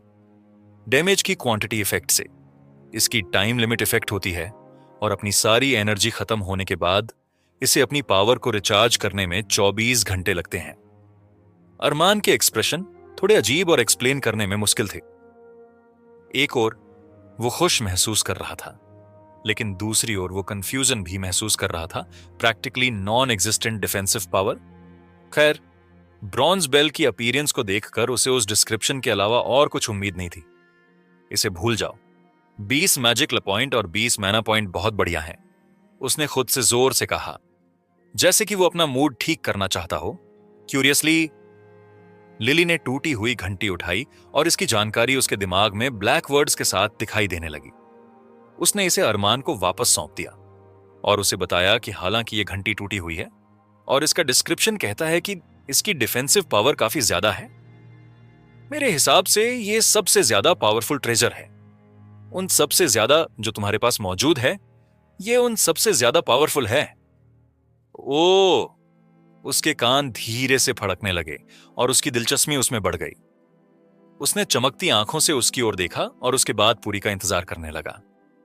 हालांकि इस ट्रेजर की defensive power first stage evolve monster के सामने उतनी ज्यादा इफेक्टिव नहीं है, लेकिन ह्यूमन के खिलाफ यह तुम्हारा सबसे अच्छा ट्रेजर होगा। लिली मुस्कुराई और उसने कहा, उसकी आंखें अजीब तरह से चमक रही थीं। करंटली ये दुनिया अलग दुनियाओं की तरह नहीं है, स्पेशली एडवांस टेक्नोलॉजी में अच्छी नहीं है। इसीलिए यह पॉसिबिलिटी है कि इसे भूल जाओ। जब टाइम आएगा तो तुम खुद देखोगे। हालांकि उसने अपनी बात पूरी नहीं की थी। अरमान को लगा कि वो समझ गया है कि उसका क्या मतलब था। उसका मूड एक बार फिर ठीक हो गया और उसने ध्यान से ब्रोकन ब्रॉन्ज बेल को अपने फुल कोट की जेब में रख लिया। उसकी लाइफ ने अब डिफेंस की एक और लेयर हासिल कर ली थी जो इस दुनिया में काफी यूजफुल थी। आखिरकार देखते हैं कि ये क्या है। अरमान ने स्किल स्क्रॉल उठाया और उसकी इंफॉर्मेशन तुरंत उसके सामने आ गई। हाथी की खाल अनक्लासिफाइड पैसिव स्किल और स्किल लेवल 5 स्टैमिना को प्लस 50 पॉइंट तक बढ़ाता है। यह कहना कि वो थोड़ा निराश नहीं था झूठ होगा, क्योंकि वो एक बहुत पावरफुल स्किल की उम्मीद कर रहा था। हालांकि 50 स्टैमिना पॉइंट उसकी ताकत में बहुत बड़ी प्रोग्रेस थी। इतनी सारी लड़ाइयों और इतने जान को जख्मी डालने के बाद भी अरमान का स्टैमिना केवल 75 पॉइंट था, जिसमें उसके फुल कोट के प्लस 5 पॉइंट शामिल नहीं थे। इसके अलावा ये एक पैसिव स्किल थी और स्किल सीखने के लिए ज्यादा टाइम बर्बाद करने की जरूरत नहीं थी। बस उसे अपनी दिमाग में सोचना होगा और स्किल आसानी से सीखी जा सकती है। एक्टिव स्किल जैसा सीखने के लिए उसके पास और कुछ नहीं था, इसीलिए उसने इस स्किल का भी खुले दिल से वेलकम किया। एक बार सोचने के साथ स्किल स्क्रॉल गायब हो गया और ग्रे कलर की लाइट के कई छोटे छोटे पार्टिकल्स उसकी बॉडी के अंदर चले गए। उसकी सोल के भीतर एक ग्रे रून क्रिएट हो गया और अरमान ने महसूस किया कि उसकी बॉडी अचानक पहले की तुलना में बहुत हार्ड और सख्त हो गई है। हालांकि इससे पहले कि वो कुछ और सोच पाता, उसके दिमाग के अंदर कई वर्ड्स चमके। अपग्रेड की रिक्वायरमेंट पूरी हो गई। क्या आप हाथी की खाल की स्किल को अगले लेवल तक अपग्रेड करना चाहते हैं? ये क्या है? अरमान अवाक रह गया। क्या हुआ? उसने कुछ भी नहीं किया था और स्किल सीखने के बाद से उसे 2 सेकंड भी नहीं हुए थे, लेकिन यह पहले से ही अगले लेवल तक इवॉल्व हो सकता था। लिली, ऐसा लगता है कि मैं एक स्किल को इवॉल्व कर सकता हूं, उसने एक अजीब लहजे में कहा। तुमने शायद पहले ही सभी रिक्वायरमेंट पूरी कर ली हैं। लिली भी कंफर्म नहीं थी। उस स्किल पर कंसंट्रेट करें और इसे कंफर्म करने के लिए इवोल्यूशन की रिक्वायरमेंट को देखो। अरमान ने सिर हिलाया और जल्दी से अपने नए हासिल की गई स्किल को देखा। हाथी की खाल अनक्लासिफाइड पैसिव स्किल लेवल 5। यह स्किल अपने पिक लेवल पर है और अगर नीचे लिखे रिक्वायरमेंट को पूरा किया जाता है तो अगले लेवल तक इवॉल्व हो सकती है बिना किसी हेल्प के। नेचुरली 100 स्टैमिना पॉइंट होने चाहिए। हासिल किए गए स्टैमिना पॉइंट 125/100 रिक्वायरमेंट पूरी हो गई। क्या आप हाथी की खाल स्किल को अगले लेवल तक इवॉल्व करना चाहते हैं? जाहिर है, हर स्किल को इवॉल्व करने में अलग अलग डिफिकल्टी होती थी। कम से कम अरमान के लिए एक स्टेट में 100 पॉइंट तक पहुंचना बिल्कुल भी मुश्किल नहीं लगा। हालांकि जब उसने लिली को इवोल्यूशन की रिक्वायरमेंट बताई तो उसे समझ में नहीं आया कि हां से या रोए। जब उसने कहा, तुम्हारे जैसे छोटे बच्चे, क्या तुम्हें लगता है कि तुम्हारे लेवल के आदमी के लिए स्टेट में 100 पॉइंट तक पहुंचना और उसे सरपास करना आसान है? जबकि ऐसे कई लोग हैं जिन्होंने इसे हासिल किया है, लेकिन बहुत कम लोग हैं।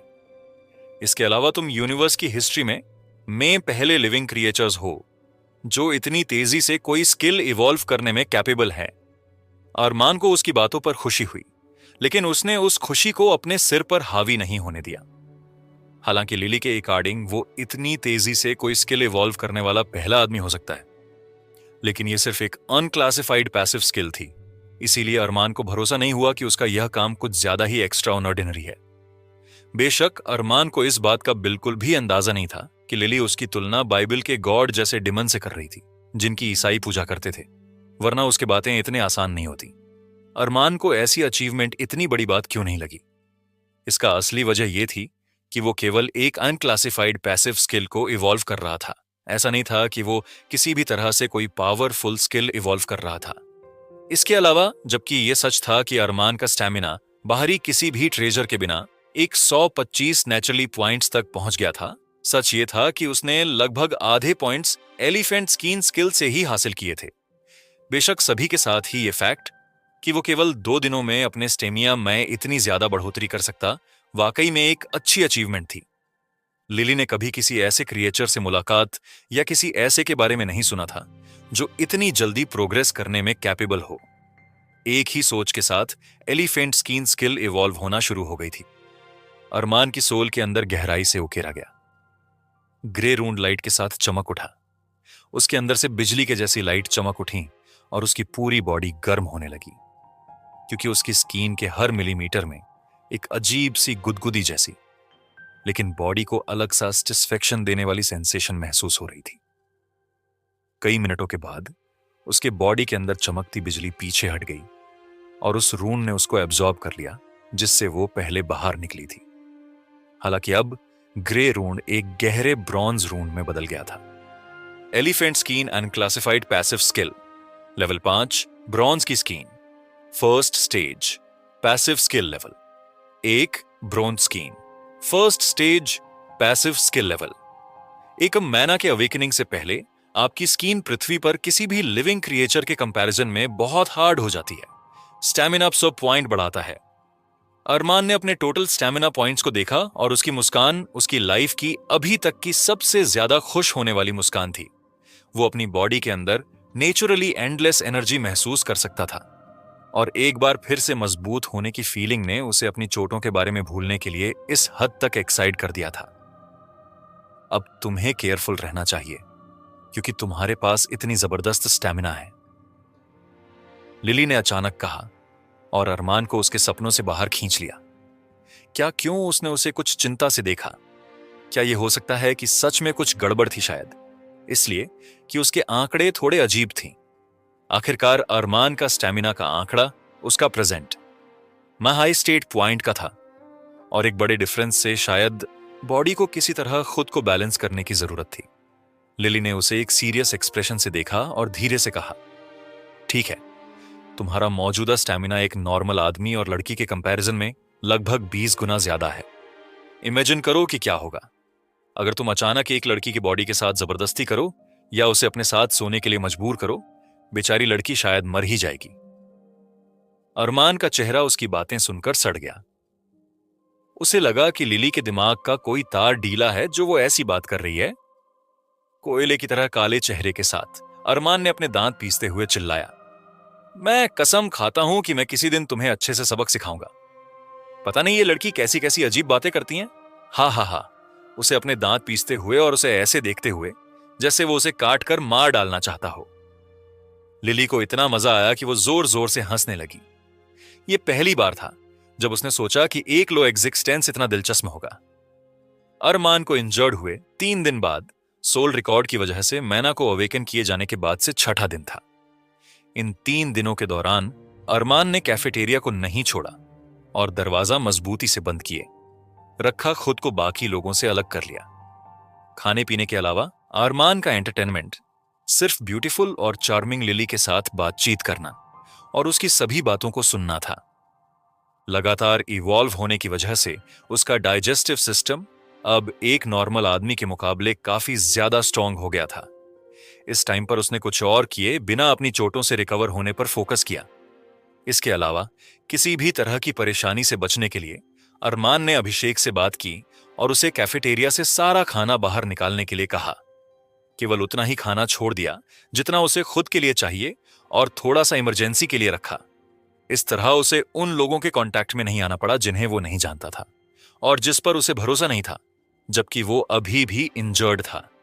अरमान खड़ा हुआ और कई बार जमीन पर पैर पटका जैसे कि कुछ जांच रहा हो। मेरे पैरों और टांगों की चोटें पूरी तरह से ठीक हो गई है। उसने सेटिस्फेक्शन और रिलीफ में सिर हिलाया। अब भले ही फर्स्ट स्टेज ब्लेजिंग बीटल जैसा दूसरा मॉन्स्टर दिखाई दे, उसे भरोसा था कि कम से कम उसकी जीत की पॉसिबिलिटी तो है। अरमान को इतना भरोसा तो था ही खुद पर, अगर वो फर्स्ट स्टेज मॉन्स्टर को न मार सके तो वो बुरी तरह इंजर्ड भी नहीं होगा। जैसे कि जब वो इंजर्ड था और हिलने डुलने के भी काबिल नहीं था। सिर्फ एक प्रॉब्लम यह थी कि उसकी बाईं कलाई अभी भी टूटी हुई थी। हालांकि उसे केवल अपने दाहिने हाथ इस्तेमाल करके ग्रेट स्वॉर्ड का चलाने की जरूरत थी, इसीलिए वो टेम्परली ठीक था। अरमान ने अंदाजा लगाया कि उसकी कलाई की हड्डियों को पूरी तरह से ठीक होने में कम से कम 7 दिन और लगेंगे। हालांकि 7 दिन काफी लंबा टाइम था, और एक ही टाइम में दोनों हाथों का इस्तेमाल न कर पाने की वजह उसकी स्ट्रेंथ पर भी इसका इफेक्ट पड़ेगा। यह रिजल्ट पहले से ही काफी अच्छा था। ये देखते हुए कि नॉर्मल ह्यूमन के केस में एक ह्यूमन की हड्डी के फ्रैक्चर से ठीक होने में 2 से 3 महीने लगते हैं, ये देखते हुए 7 दिन इतना लंबा टाइम भी नहीं था। चलो देखते हैं कि बाहर चीजें कैसी चल रही हैं। इसके अलावा मुझे एक कर्ज चुकाना है। 3 दिनों में पहली बार कैफेटेरिया का दरवाजा खोलते ही उसकी आंखें ठंडी, चमक से चमक उठी। जब तुम पागलों की तरह बिहेव करते हैं तो तुम सच में हॉट लगते हैं। लिली हमेशा की तरह ब्यूटीफुल और चार्मिंग उसके पीछे चल रही थी, जैसे कि वो उसकी शैडो हो। 3 दिन पहले की तरह ट्रेनिंग ग्राउंड के अंदर का माहौल किसी भी तरह से बेहतर नहीं हुआ था। इसके ऑपोजिट कई स्टूडेंट्स और टीचर्स की उम्मीदें धूमिल होने लगी थीं। अरमान ने फार्मेसी से जो सर्दी और बुखार की दवाइयां हासिल की थीं, उन्हें जेनिफर और टीचर्स की मदद से पहले ही बांटा जा चुका था।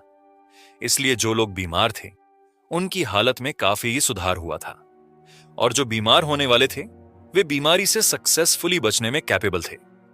बचे हुए लोगों में से हर एक को अच्छी तरह से खिलाया गया था, और जबकि यह सच था कि खाना अब पहले की तरह शानदार या लजीज नहीं था, कम से कम वे सभी बिना किसी चूक के दिन में 3 बार खाना खाने में कैपेबल थे। हालांकि ऐसी हालत में भी जो न जाने कितने लोगों की तुलना में अनगिनत गुना ज्यादा शानदार थी, जो उस समय बिना भोजन के किसी अंधेरे कोने में छिप सकते थे, जिसमें कुछ बचे हुए लोगों की उम्मीद हिल गई थी। रीजन वे जो मिलिट्री फोर्स के आने या कम से कम पुलिस फोर्स की हेल्प का इंतजार कर रहे थे, किसी ने भी अभी तक एक सायरन की आवाज तक भी नहीं सुनी थी।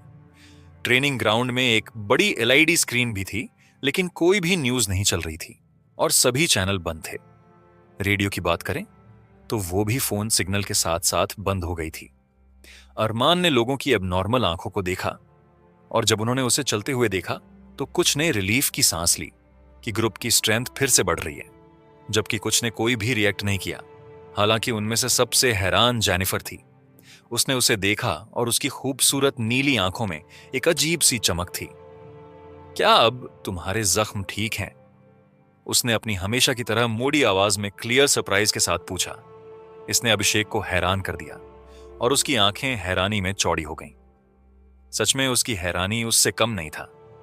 जब सोल रिकॉर्ड ने पहली बार उसके दिमाग में उसका स्टेट्स शो किया था, वो उसके बारे में इतनी फिक्र क्यों करती थी? लेकिन ऐसा कैसे पॉसिबल हो सकता है?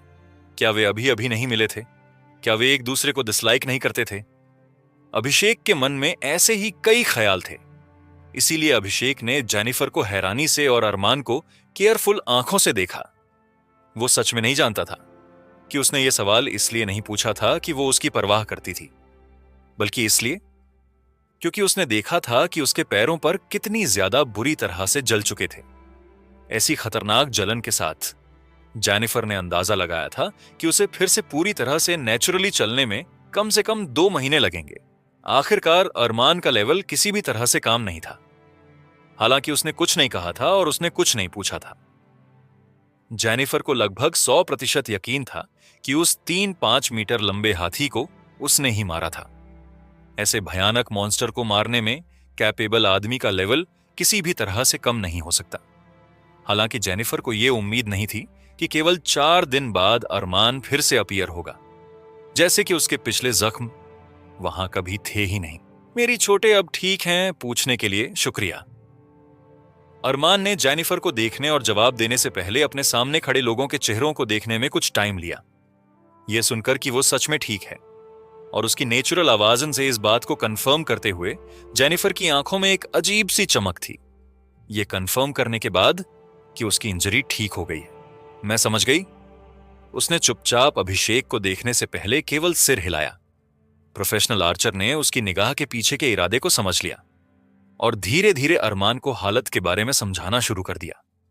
पिछले 3 दिनों के दौरान जब तुम अपनी इंजरी से रिकवर हो रहे थे, तब बारिश आना बंद हो गई थी और टेम्परेचर भी काफी हद तक नॉर्मल हो गया था, जिसकी वजह से बीमार लोगों को इससे काफी रिलीफ मिला और तुम्हारी लाई हुई दवाइयों से भी लोगों को काफी फायदा हुआ है और अब वो सब ठीक हैं। इसके लिए थैंक यू। उसने बाकी बचे लोगों की ओर से ईमानदारी से थैंक्स दिया। हालांकि जल्द ही उसने भौहें सिकोड़ी और कहा, लेकिन मौजूदा हालात में एक और प्रॉब्लम है। अरमान को कोई हैरानी नहीं हुई। उसने थोड़ा सिर हिलाया और इसके बजाय अपनी बात को पूरा किया। खाना कम हो रहा है ना?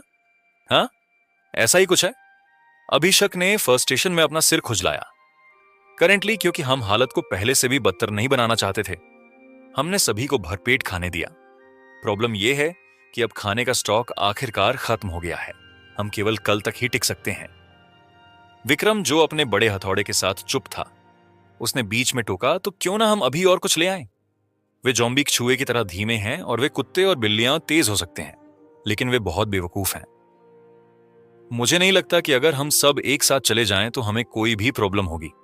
सच में मुझे डर है कि हमारे पास यूनिवर्सिटी के रेस्टोरेंट में जाकर खाने की तलाश करने के अलावा कोई और ऑप्शन नहीं है। अभिषेक के पास हाँ कहने के अलावा कोई ऑप्शन नहीं था। खाना एक ऐसी चीज थी जिसे इग्नोर नहीं किया जा सकता था।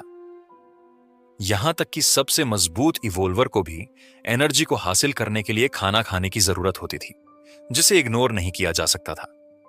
खाने के बिना हर कोई इस हद तक कमजोर हो जाएगा कि एक उंगली तक उठाना भी मुश्किल हो जाएगा।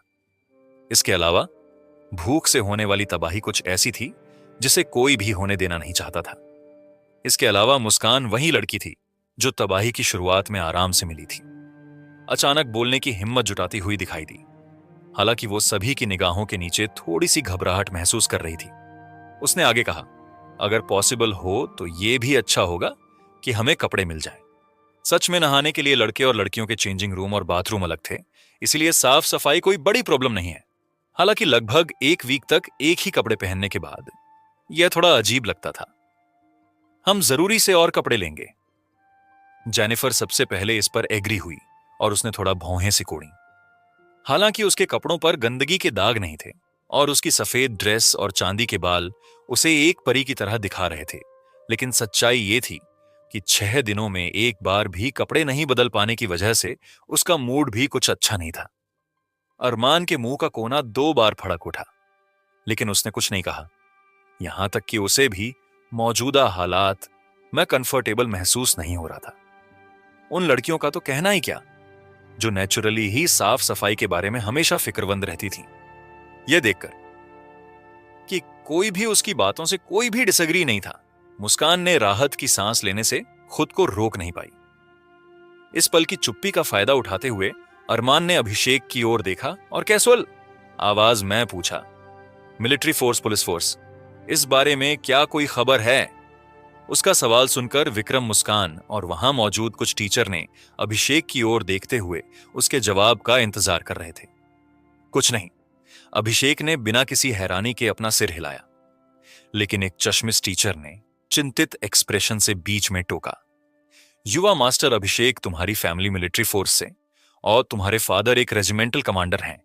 क्या उन्हें कम से कम तुम्हारे लिए किसी को नहीं भेजना चाहिए? अरमान ने भौहें चढ़ाने से खुद को नहीं रोक पाया। मिलिट्री फोर्स वाला परिवार, रेजिमेंटल कमांडर अरमान, और सब ने उसकी ऐसी फैमिली बैकग्राउंड होने की उम्मीद नहीं की थी। ये सोचना कि इस खूबसूरत लड़के के फादर सच में एक रेजिमेंटल कमांडर के साथ साथ एक एक्सपीरियंस सोल्जर भी थे। अरमान के चेहरे पर एक अजीब सी चमक थी और उसकी नजर जेनिफर की ओर थोड़ी सी मुड़ने से नहीं बच पाई।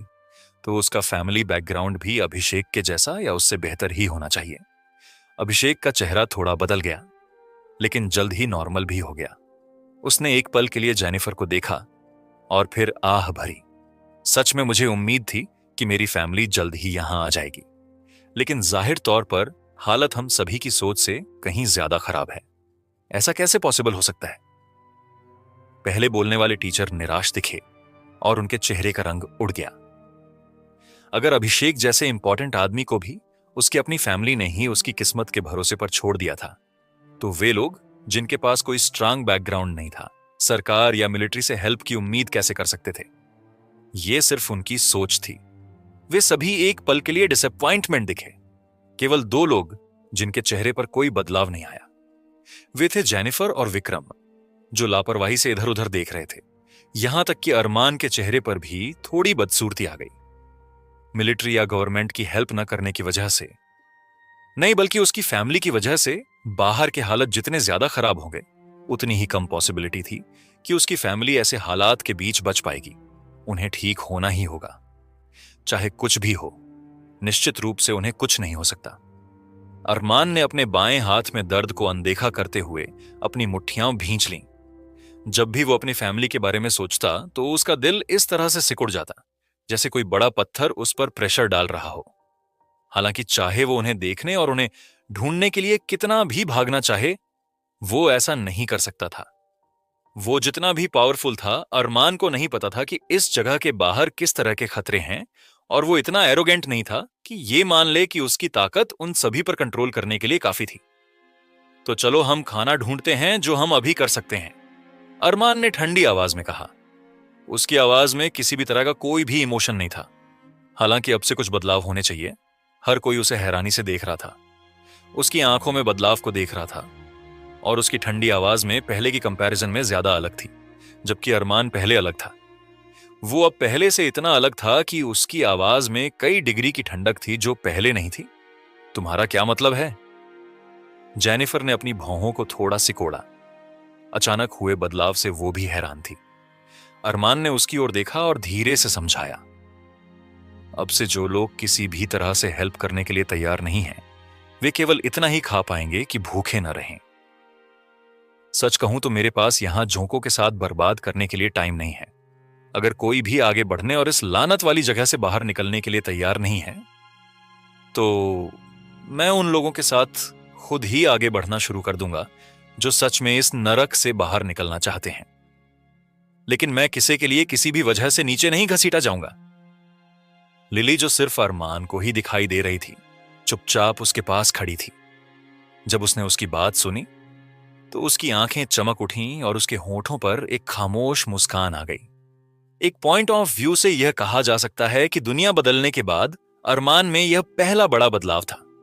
उसने पहले ही काइंडनेस से कई लोगों को बचाया था, लेकिन अगर वे उसकी काइंडनेस का इस्तेमाल करके उसे अपने पास ही रखना चाहते थे, तो वो बिना किसी दूसरे सेकंड थॉट के उन्हें छोड़ देता। उसके लिए उसका परिवार ही सब कुछ था। जब तक उसके पास ऐसा करने की वजह है, तब तक उसे किसी भी चीज से रोका नहीं जा सकता। लिली का ओनली कंसर्न यह था कि अगर अरमान का परिवार जिंदा नहीं बचा दो, तो यह पॉसिबल था कि वो लड़ने के लिए कोई मकसद नहीं जुटा पाएगा। इसलिए उसे उसके बारे में पहले से ही सोचना पड़ा। चाहे कुछ भी हो, वो उसे इस जगह पर गिरने नहीं दे सकती थी। रुको, एक पल रुको। विक्रम ने अपनी आवाज उठाई और चौड़ी आंखों से उसे देखा। क्या तुम पागल हो? अरमान ने लापरवाही से उसे ऊपर से नीचे तक देखा और फिर उसकी आंखों में देखते हुए ठंडे लहजे में पूछा, और तुम क्या हो? मेरे पिछली बातें कोई सवाल नहीं थे। मैंने जो कहा वही होगा, चाहे तुम्हें पसंद हो या ना हो। तुम्हारे पास यहां कोई ऑप्शन नहीं है।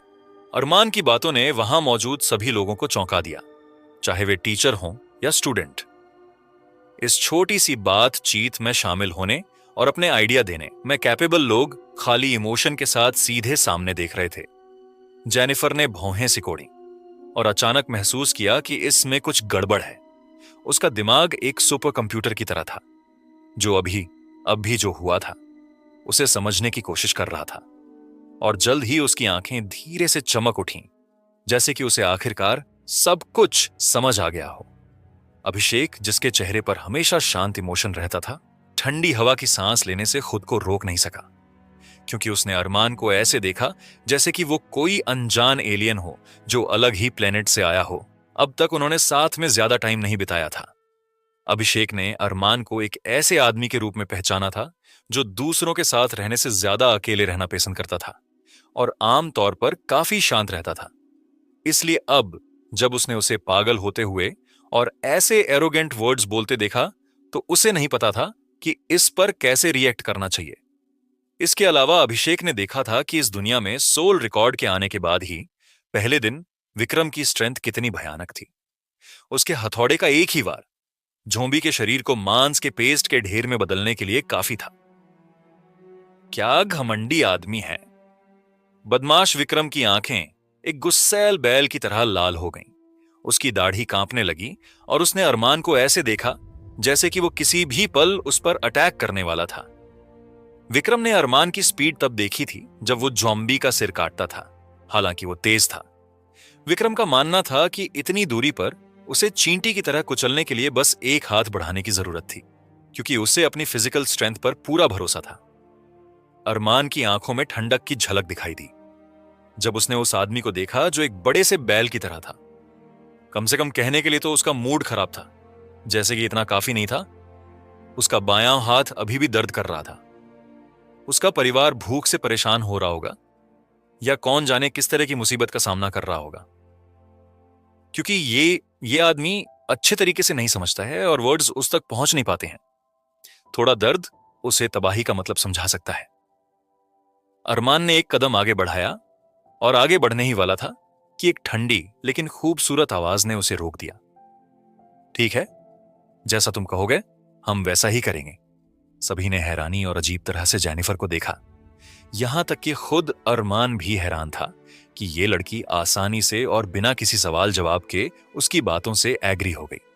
जेनिफर, तुम जो कह रही हो उस पर तुम्हें यकीन है? अभिषेक ने अपने बचपन के दोस्त को सरप्राइज से देखा। यह किसी के लिए कोई राज नहीं था कि वो उससे सालों से पसंद करता था, इसीलिए वो अच्छी तरह से जानता था कि वो एक इंटेलिजेंट लड़की थी। हालांकि उसे समझ में नहीं आया कि उसने इस आइडिया को क्यों एक्सेप्ट किया, जो क्लियरली उस टाइम पर उसे अच्छा नहीं लगा था। उसे क्या किसी को भी अच्छा नहीं लगा था। जेनिफर ने धीरे से अपना सिर हिलाया, लेकिन कुछ भी साफ साफ नहीं बताया। मौजूद लोगों में से केवल उसने ही देखा था कि अरमान का मूड खराब था, और अगर वो टाइम रहते बीच में नहीं आती तो यह पॉसिबल था कि चीजें हाथ से निकल जाती। अभी उन्हें और मामले की चिंता करनी चाहिए, ना कि आपस में लड़ना चाहिए। मैं तुम्हारी बात से एग्री हूं, लेकिन मैं चाहती हूं कि तुम थोड़ा डिटेल में एक्सप्लेन करो कि तुम्हारे कहने का क्या मतलब है और इसकी क्या वजह है। नहीं तो कोई भी इस तरह के बेतुके आइडिया को एक्सेप्ट नहीं करेगा। जेनिफर ने अरमान को इंडिफरेंटली देखा और धीरे से कहा, इस टाइम पर हर किसी का मूड अच्छा नहीं है। दुनिया के हालत बद से बदतर होते जा रहे हैं। अगर हम अचानक उन्हें बता दें कि उनका खाना पीना बंद कर दिया जाएगा तो कोई भी इसे अपनी मर्जी से एक्सेप्ट नहीं करेगा। अरमान ने उसकी ओर देखा और धीरे से बोलने से पहले थोड़ा शांत होने के लिए एक गहरी सांस ली। बेशक मैं जो चाहता हूं वो ये नहीं है कि हर किसी में अचानक लड़ने की हिम्मत आ जाए। मुझे पता है कि ऐसा कुछ भी करना बेकार है। ये देखते हुए कि चीजें शांत हो गई थीं, मौजूद टीचर, मुस्कान और अभिषेक ने राहत की सांस ली।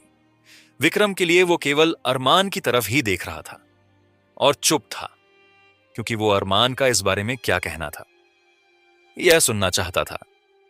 जेनिफर ने सिर हिलाया और अपनी आंखों से उसे अपना आइडिया समझाना जारी रखने का इशारा दिया। अगर अरमान ने खाने के लिए सभी से लड़ने के लिए कहा होता तो भले ही ग्रुप की ताकत कम हो जाती, उसके पास उसे अकेला छोड़ने के अलावा कोई विकल्प नहीं होता। आखिरकार बहुत कम लोग अपनी जान जोखिम में डालने को तैयार थे, और नई दुनिया से फ्रेंडली होने के लिए ह्यूमन मेंटालिटी अभी तक पूरी तरह से नहीं बदली थी। अरमान ने आगे कहा, मेरी बात बहुत सिंपल है। जब हम खाने का स्टॉक कर लेंगे तो जो स्टूडेंट और टीचर लड़ने में कैपेबल होंगे वे उसे ले जाएंगे। इसके अलावा जब हम कपड़े या और रोजमर्रा के लिए इस्तेमाल होने वाली चीजों की तलाश करेंगे तो ये लोग भी मदद करेंगे। मुझे भी लगता है कि कुछ बिस्तर लेना अच्छा रहेगा।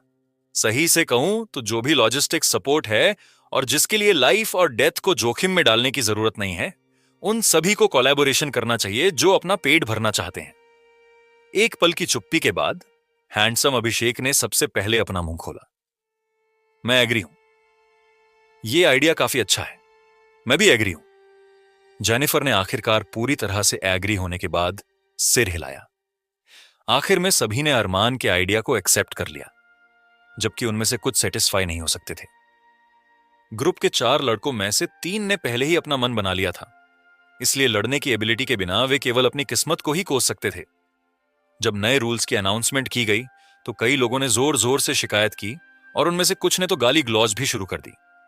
लेकिन जब अरमान ने कहा कि जो लोग ऐसा नहीं कर सकते हैं और जो लोग लगातार हंगामा कर रहे हैं उन्हें सबको ग्रुप छोड़ देना चाहिए, तो इन लोगों का सारा करेज पूरी तरह से गायब हो गया और ग्रुप से बाहर निकाले जाने के डर से कोई और शिकायत करने को तैयार नहीं था। क्या मजाक है, वे जितने कमजोर थे, ग्रुप से निकाले जाने और असली ताकत रखने वालों की प्रोटेक्शन के बिना मौत को गले लगाना से कुछ अलग नहीं था। अरमान ने वहां मौजूद 100 से ज्यादा लोगों को देखा और उनके दिमाग में एक ओपिनियन आया। यह थोड़ा परेशान करने वाला था, लेकिन लंबे समय में यह उनके करीबियों को खोजने में उनकी सबसे अच्छी मदद हो सकती है। यह बात ध्यान में रखते हुए वो आगे बढ़ा और जोर से बोला, मुझे पता है कि तुम में से कई लोग उन ज़ॉम्बी के खरोंचे जाने से डरते हैं, क्योंकि तुम में से ज्यादातर ने शायद उसके बाद का नजारा देखा होगा। हालांकि तुम्हें इतना डरने की जरूरत नहीं है। वे ज़ॉम्बी तुम जैसे नॉर्मल आदमी से भी स्लो हैं। इसीलिए इमेजिन करो कि वे मेरे जैसे लोगों और सभी लोगों के लिए कितने स्लो होंगे, जिन्होंने दुश्मन की सोल पावर को एब्जॉर्ब करके अपना लेवल बढ़ाया है। लोग आपस में बहस करते हुए एक दूसरे को घूरने लगे और बड़बड़ाने लगे। जाहिर है, कई लोग इस प्रपोजल से अट्रैक्टिव हुए थे। अगर उनके हाथ पैर और दांत नहीं होंगे तो ज़ॉम्बी से डरने की कोई बात नहीं थी। उनमें से कोई भी सच में मरने को तैयार नहीं था, और उनमें से कई ऐसे थे वो लड़ाई के डर से और ज्यादा गंदा काम नहीं करना चाहते थे। हालांकि दिन के आखिर में डर सबसे मजबूत ह्यूमन इमोशंस में से एक था। 1 मिनट के बाद कोई भी खड़ा नहीं हुआ और सभी चुप हो गए, जबकि अरमान के वर्ड्स टेम्पटिंग थे। कोई भी अपनी जान जोखिम में डालने को तैयार नहीं था। भले ही ज़ॉम्बी उसकी वजह से कुछ भी करने लायक ना बचे हों, फिर भी भयानक मॉन्स्टर और अन्य भयानक क्रिएचर्स थे जो कभी भी कहीं से भी निकल सकते थे। रूल्स लॉस और अपने मां बाप की प्रोटेक्शन में एक पीसफुल सोसाइटी में लगभग 20 साल या उससे ज्यादा टाइम तक रहने के बाद उनसे लड़ने के लिए हथियार उठाने के लिए कहना, उन्हें दिन में सड़क पर बिना कपड़ों के चलने के लिए कहने से अलग नहीं था। यह आसान लग सकता है, लेकिन कोई भी आदमी अपने सही दिमाग से ऐसा कुछ करने को तैयार नहीं था। हालांकि ये लोग भूल गए थे कि अंडरस्टैंडिंग पहले ही गायब हो चुकी थी और पास्ट का माइंडसेट अब इस नई दुनिया में अप्लाई नहीं होता था। अनफॉर्चुनेटली जब तक उनमें से कई लोगों को इस बात का एहसास हुआ, तब तक पछताने के लिए बहुत देर हो चुकी थी। विक्रम ने अपनी बाहें मोड़ ली और एक सार्कास्टिक एक्सप्रेशन के साथ इस सीन को देखता रहा। अभिषेक लापरवाह था। उसके सामने जो कुछ भी हो रहा था उसके बारे में उसे कोई परवाह नहीं थी। जेनिफर की आंखों में एक अजीब सी चमक थी और वो वहां मौजूद लड़कियों को देख रही थी, मानो कुछ सोच रही हो। तुम इंटरेस्टेड नहीं हो तो तुम अपनी बाकी की जिंदगी कचरा ही बने रहोगे।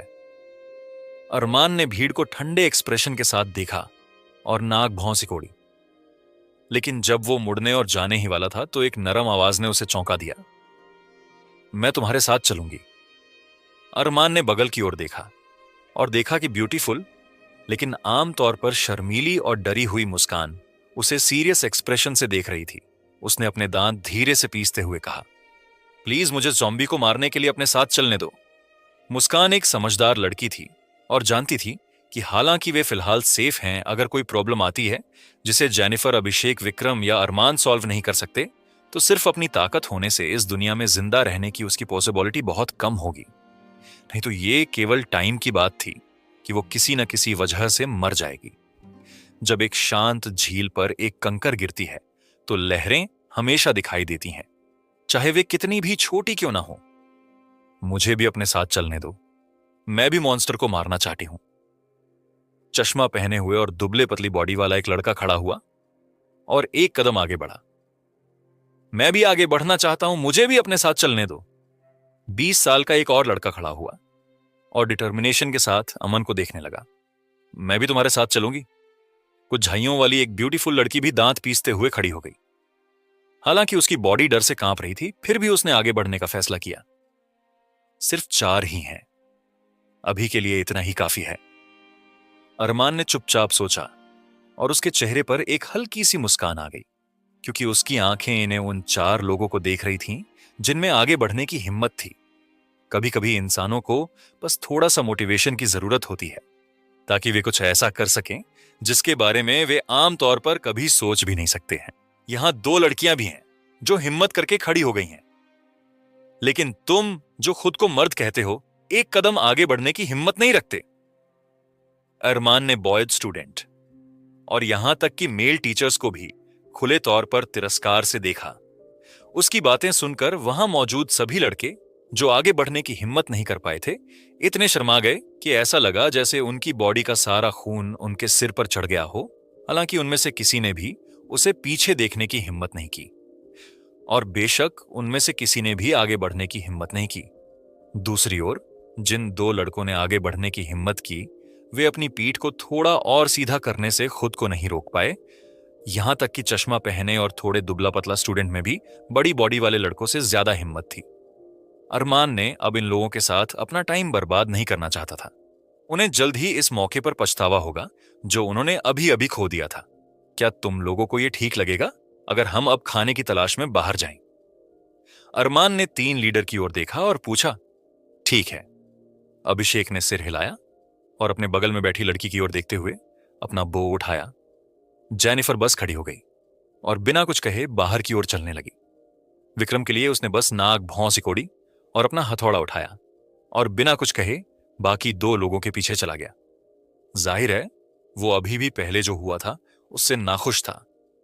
अरमान ने उन 4 लोगों की ओर देखा जिन्होंने उसको फॉलो करने का डिसीजन लिया था और धीरे से कहा, तुम चारों मेरे पीछे चलें।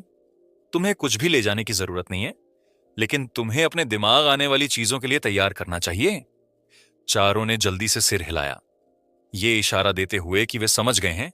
ये देखकर अरमान मुड़ा और अपने पीछे 4 स्टूडेंट के साथ बाहर चला गया। सभी जेनिफर के ग्रुप और बाकी लोगों के पीछे पीछे चले। मुझे उम्मीद है कि हम सभी एक दूसरे की लाइफ को बेहतर बनाने में थोड़ा बहुत सपोर्ट देंगे। टीचर जिया ने अपने हाथों से ताली बजाई और सभी का हौसला बढ़ाने की कोशिश की। अरमान, अभिषेक और जेनिफर के लीडरशिप में ग्रुप धीरे धीरे और केयरफुल भरे चेहरे के साथ चला, क्योंकि वे 20 से ज्यादा लड़के और लड़कियां स्टूडेंट को ले जा रहे थे। 100 से ज्यादा लोगों को बाहर निकालना और उन सभी को प्रोटेक्ट करना एक बहुत ही डिफिकल्ट काम था। आखिरकार अनजाने खतरे हर कोने में छिपे हुए थे और स्लो स्पीड से चलने वाले ज़ॉम्बी उन लोगों की सबसे कम चिंता थी जो दुश्मन की सोल पावर को एब्जॉर्ब कर रहे थे और लगातार इवॉल्व हो रहे थे।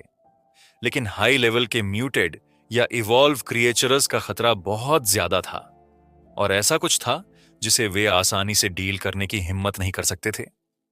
इसलिए बेवजह नुकसान को रोकने और अपने लिए काम को आसान बनाने के लिए उन चारों ने इस मौके पर खाना ले जाने के लिए 20 से कुछ ज्यादा लोगों को लाने का फैसला किया था। बेशक सुंदर और शर्मीली स्टूडेंट मुस्कान ने उन सभी लोगों को रजिस्टर्ड किया था जो बाहर जाकर काम करने के लिए तैयार थे। ये लोग फ्रीली खाना खा सकते थे और आने वाले टाइम में उन्हें इसके लिए तैयार किया जाएगा। जो लोग काम करने के लिए तैयार नहीं थे, वे केवल उतना ही खा सकते थे जितना भूख से बचने के लिए जरूरी था। दुनिया बदल गई थी और पुराने रूल्स और रेगुलेशन अब लागू नहीं होते थे। धीरे धीरे लेकिन कुछ जरूरी बदलाव होंगे जो टाइम के साथ लागू किए जाएंगे। ये आने वाले कई बदलावों में से सिर्फ पहला था। 4 इवोल्वर लोगों को 4 पार्ट में डिवाइड किया गया था, जिनमें से हर किसी ने एक कोने की प्रोटेक्शन की जिसमें 20 से ज्यादा लोग बंद थे। विक्रम, जिसकी ताकत किसी मॉन्स्टर से कम नहीं थी, फ्रंट पर चल रहा था। जब ज़ॉम्बी पास आते तो वो आगे बढ़ता और उस ज़ॉम्बी को खूनी गंदगी में बदलने के लिए उसे अपने हथौड़े के सिर्फ एक झटके की जरूरत होती। हालांकि उनके शिकार करने के तरीके ने कई स्टूडेंट्स को डरा दिया, लेकिन सच्चाई ये थी कि ये अच्छी तरह से काम करता था। जेनिफर, जिसकी पावर आइस को कंट्रोल करने और उसे अपने हिसाब से आइस एडजस्ट करने की पावर काफी पावरफुल थी, वो सभी सामने से प्रोटेक्शन दे रही थी। जब भी कोई ज़ॉम्बी बहुत करीब आता तो उसके सिर के ऊपर एक बर्फ स्पाइक दिखाई देती और चुपचाप उसके दिमाग को छेद देता। जेनिफर के शिकार करने की तरीका बेहद खूबसूरत था। खून की एक बूंद भी जमीन पर नहीं गिरी और हवा में तैरते बर्फ के स्पाइक्स बहुत खूबसूरत थे। एक भी ज़ॉम्बी उसकी डिफेंस को तोड़ने का कोई शाइन नहीं दिखा पाया। अभिषेक, जो ग्रुप के पीछे था, शायद इस टाइम सबसे शांत आदमी था। उसका दाहिना हाथ एक तीर पकड़े हुए था और उसका बायां हाथ उसके बो को कसकर पकड़ रहा था। जब एक ज़ॉम्बी अपनी नॉर्मल स्पीड की वजह से विक्रम की रेंज से बच गया तो अभिषेक ने लापरवाही से एक एरो शूट किया और वो एरो चलते हुई ज़ॉम्बी के माथे में घुसते ही वो ज़ॉम्बी मरकर जमीन पर गिर पड़ा। अरमान, जो ग्रुप के बाएं हिस्से को प्रोटेक्ट कर रहा था, वो चुपचाप देखता रहा कि एक ज़ॉम्बी धीरे धीरे एक इमारत से बाहर निकलकर अपने पैरों को घसीटता हुआ ग्रुप की ओर बढ़ रहा है। वो सच में स्लो हैं, अपने सिर को धीरे से हिलाने से खुद को रोक नहीं सका। अपनी एजिलिटी। मैं इतने सारे पॉइंट होने के बाद झोंबी उसके लिए चलते फिरते कछुओं की तरह थे। हालांकि अरमान के लिए वे स्लो थे और उसके लिए उन्हें मरना कोई चैलेंज नहीं थे, लेकिन और बचे लोगों की नजर से वे बेहद भयानक क्रिएचर थे। जब उन्होंने झोंबी की डेड आंखें और उनकी बॉडी पर खून से सने जख्मों की गिनती देखी, साथ ही उसके पीले दांत जो ह्यूमन मीट या किसी और लिविंग क्रिएचर के मीट से भरे हुए थे, तो इससे कोई फर्क नहीं पड़ा कि वो लड़का था या लड़की। वे सभी डर से कांप उठे। उनमें से कई तो चुपचाप रोने भी लगे। सच में ग्रुप में सबसे ज्यादा जो आवाज सुनी जा सकती थी वो लोगों की लगातार आने वाली चीखें थीं। वे जो 6 दिनों से ऐसे क्रिएचर को देखे बिना सेफ रह रहे थे, एक बार फिर ये याद करने को मजबूर हो गए कि ये वाली दुनिया अब वो दुनिया नहीं रही जिसे वे जानते थे। कौन पहले जाना चाहता है? अरमान ने कै मुस्कान और उन 3 स्टूडेंट की ओर देखा जो उसे फॉलो कर रहे थे और गहरी आवाज में बोला, मैं तुम्हारे लिए उनका शिकार करूंगा। तुम्हें बस उन पर लास्ट अटैक करना है और फायदा उठाना है। आसान है। मुझे निराश मत होने दो। ऐसे मौके तुम्हें हमेशा नहीं मिलेंगे। हालांकि उन चारों ने उस समय आगे बढ़ने की हिम्मत जुटाई, लेकिन झोंबी का सामना करते समय डर लगना नेचुरल था। इसलिए कई सेकंड के बाद उनमें से कोई भी नहीं बोला। जैसे ही अरमान का चेहरा बदसूरत होने लगा, स्टूडेंट में से एक ने धीरे से अपना हाथ उठाया और कांपती आवाज में पूछा, मुझे पहले करने दो, अरमान के लिए। यह देखना थोड़ा सरप्राइजिंग था कि पहला आदमी सच में चश्मा पहने हुए पतला स्टूडेंट था। यह लड़का हर एस्पेक्ट में एवरेज था और उसकी सोल पावर बिना इवॉल्व हुए एक नॉर्मल लड़के की कंपैरिजन में भी कमजोर थी। हालांकि उसकी हिम्मत तारीफ करने के लायक थी। तुम्हारा नाम क्या है? अरमान ने एक पल के लिए उसकी ओर देखा और पूछा, मेरा नाम समीर है। चश्मा पहने हुए लड़के ने जल्दी से जवाब दिया। उसकी आंखें झोंबी को देख रही थीं, जो धीरे धीरे लेकिन स्लो स्पीड से आ रहा था। और हालांकि उसकी कमजोर बॉडी डर से कांप रही थी, उसने एक कदम आगे बढ़ाया और धीमी आवाज में पूछा, बड़े भाई अरमान, क्या मैं आपसे कुछ पूछ सकता हूं? ओह! अरमान ने अपनी आंखें सिकोड़ लीं। वो पहले से ही वो सब कुछ कर रहा था जो वो कर सकता था, लेकिन ये आदमी और ज्यादा चाहता था। हालांकि वो तुरंत नहीं फूटा और धीरे से पूछा, मुझे बताओ ये किस बारे में है? समीर ने एक गहरी सांस ली और झोंबी को देखते हुए ऐसे वर्ड्स कहे जिनसे अरमान हैरान हो गया।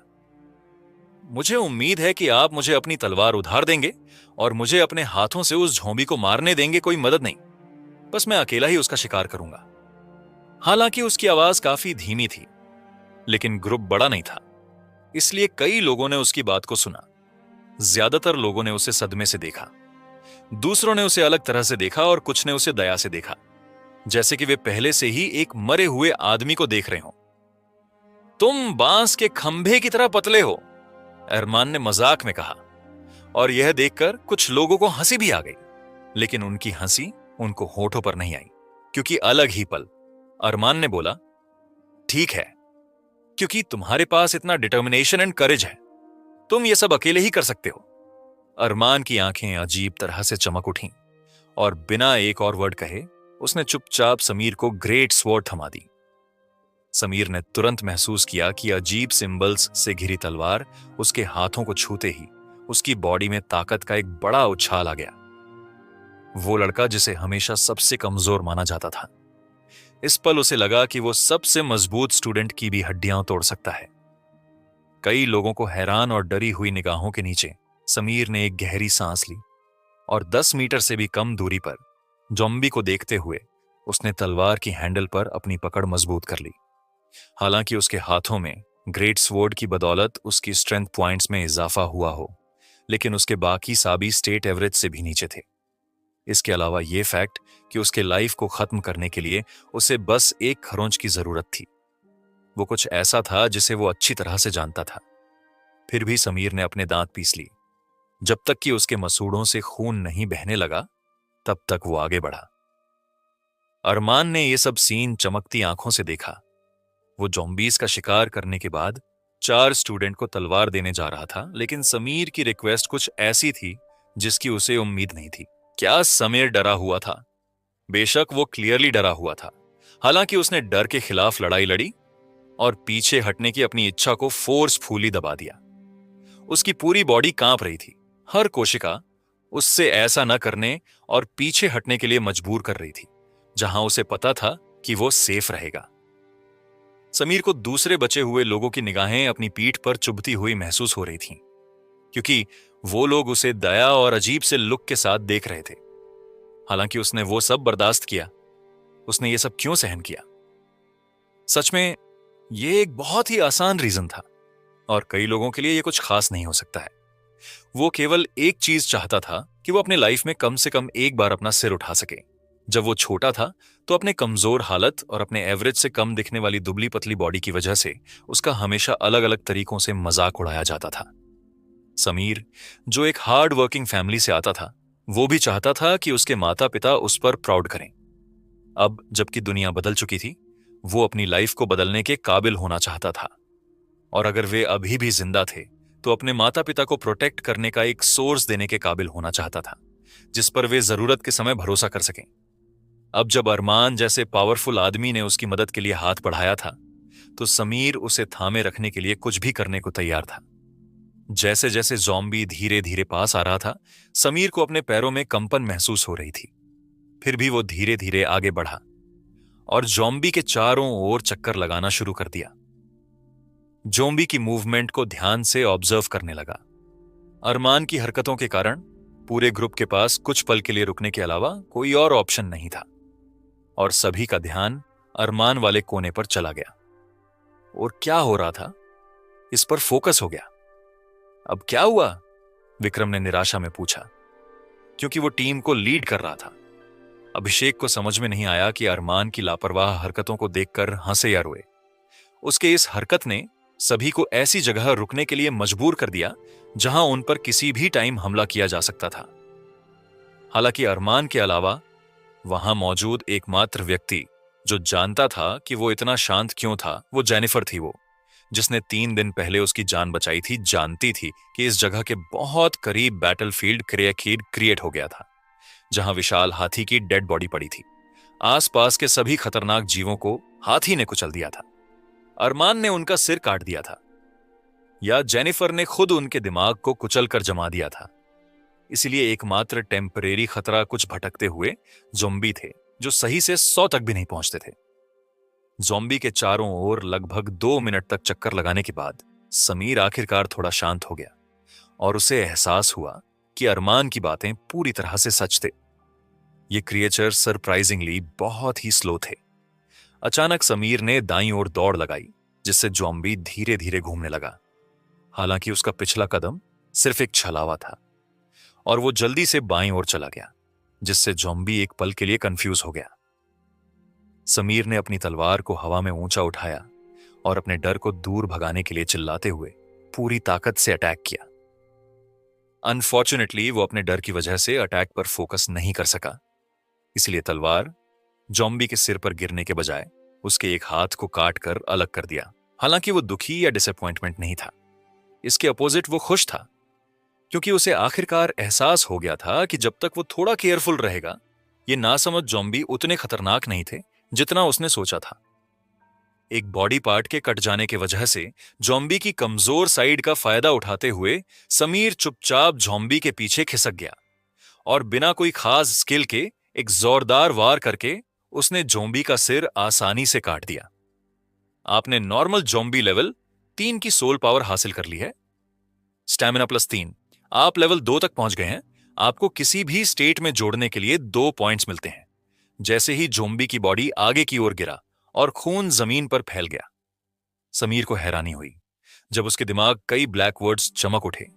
आखिर में 19 साल का समीर इतना हैरान हो गया कि वो मुंह खोले वहीं पर खड़ा हो गया। इवोल्यूशन के रास्ते में मेन ऑफिशियल एंटर करने पर कंग्रेचुलेशन अरमान की आवाज ने उसे हैरानी से बाहर निकाला। उसने उसकी ओर देखा और पूछा, मैंने किया? अरमान को समझ नहीं आया कि उस आदमी का हैरान चेहरा देखकर हंसे या रोए। सीरियस आवाज में उसने कहा, अगर ये तुमने नहीं किया तो किसने किया था? मैंने किया। हा हा हा, मैंने आखिरकार अपने पहले ज़ॉम्बी को मार डाला। समीर ने बिना इस बात की परवाह किए कि उसने कोई और मॉन्स्टर अट्रैक्ट किया है या नहीं चिल्लाया। अरमान ने बस उसे देखा, लेकिन उसे रोका नहीं। ये आदमी न केवल अपनी खुशी का इजहार कर रहा था, बल्कि वो अपने अंदर अभी भी बचे हुए डर को दूर भगाने के लिए चिल्ला भी रहा था। आखिरकार मौत से लड़ने के लिए आगे बढ़ना आसान नहीं था, जब तुम जानते हो कि कोई और आपके लिए ऐसा करने को तैयार है। इसके अलावा मौजूद लोगों में से किसी ने भी समीर के बचकाने रवैये का मजाक नहीं उड़ाया। इसके अपोजिट वे सभी उसे सरप्राइज और डिसबिलीव से देखते रहे, जबकि उपहास और तिरस्कार की नजरें बहुत पहले ही चली गई थीं। समीर अचानक आगे बढ़ा और झोंबी से गिरा हुआ एक सफेद स्क्रॉल उठाया।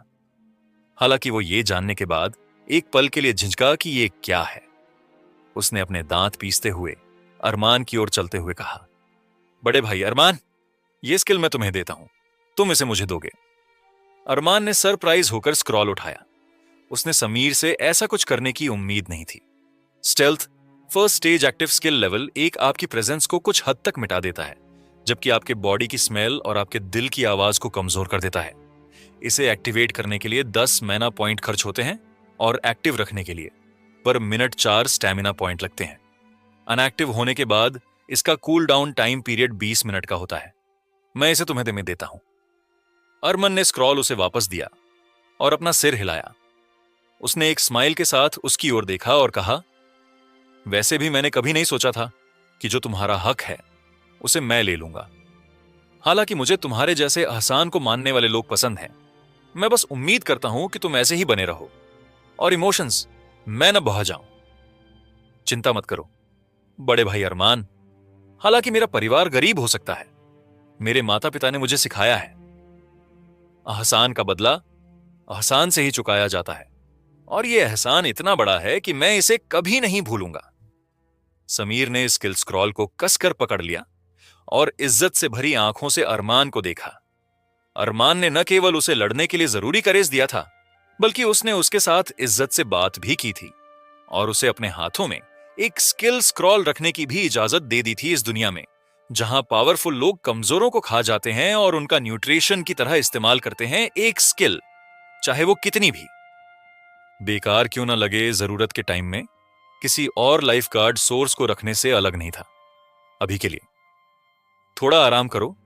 साथ ही मैं तुम्हें सलाह देता हूं कि तुम अपने स्टेटस पॉइंट्स को एजिलिटी और स्टैमिना में जोड़ो। इस तरह अपने स्टेल्थ छिपने वाली स्किल के साथ तुम एक भयानक असेजियन बन सकते हो। अरमान ने धीरे से उसके कंधे को थपथपाया और एडवाइस दी।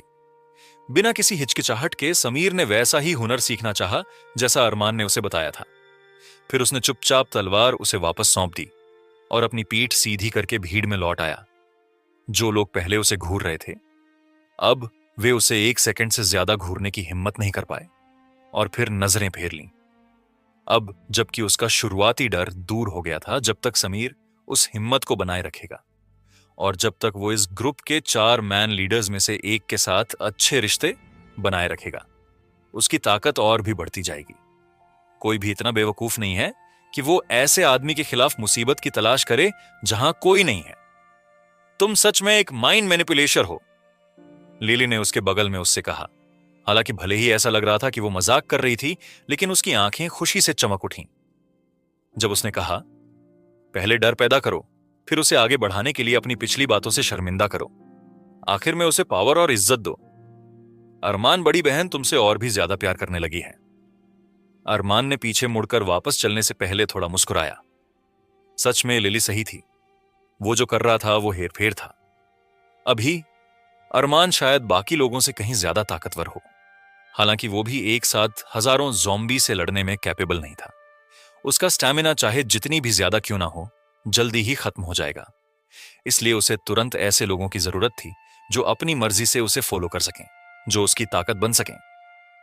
लिली भी खुश थी कि अरमान ने इतनी जल्दी यह समझ लिया था। आखिरकार वो खुद भी इनवेंसिबल नहीं थी। अकेले वो, जिसने इवोल्यूशन और मौत को इस नई दुनिया में अपने पहले कदम ही रखे थे। इसके अलावा अरमान के स्टेप्स भी लिली की जरूरतों के हिसाब से ही थे, और वो उस दिशा में पहला कदम था जिसकी उसे उम्मीद थी कि वो एक दिन बन सकता है। लोगों का ग्रुप जल्द ही समीर के काटे गए ज़ॉम्बी की लाश को छोड़कर चले गए। रास्ते में अलग अलग ज़ॉम्बी दिखाई दिए, लेकिन सभी को लीडर्स ने अच्छे तरीके से निपटाया, जिससे कुछ बचे हुए लोगों का डर शांत हो गया। हालांकि जल्द ही उन्होंने कई इमारतों को ढाते और टूटते देखा, जैसे कि रात में धरती पर भूकंप आया हो और उनकी आंखें डर और सदमे से भर गईं। ऐसा कौन सा क्रिएचर कर सकता है? बचे हुए लोग आगे बढ़ने को लेकर घबरा रहे थे और कई लोग आगे क्या होने वाला है इस डर से रुक गए। तो दोस्तों, ये थी आज की कहानी। उम्मीद है आपको ये नॉवेल एक्सप्लेनेशन पसंद आया होगा। अगर आप किसी और नॉवेल को सुनना चाहते हैं या किसी कहानी के बारे में जानना चाहते हैं तो कृपया हमें कमेंट सेक्शन में बताएं। हम आपके लिए और भी रोमांचक और मनोरंजक कहानियां लाते रहेंगे। हमारे चैनल एफएस नोवेल एक्सप्लेनर को सब्सक्राइब करना न भूलें और बेल आइकॉन को दबाएं ताकि आप हमारी कोई भी वीडियो मिस ना करें।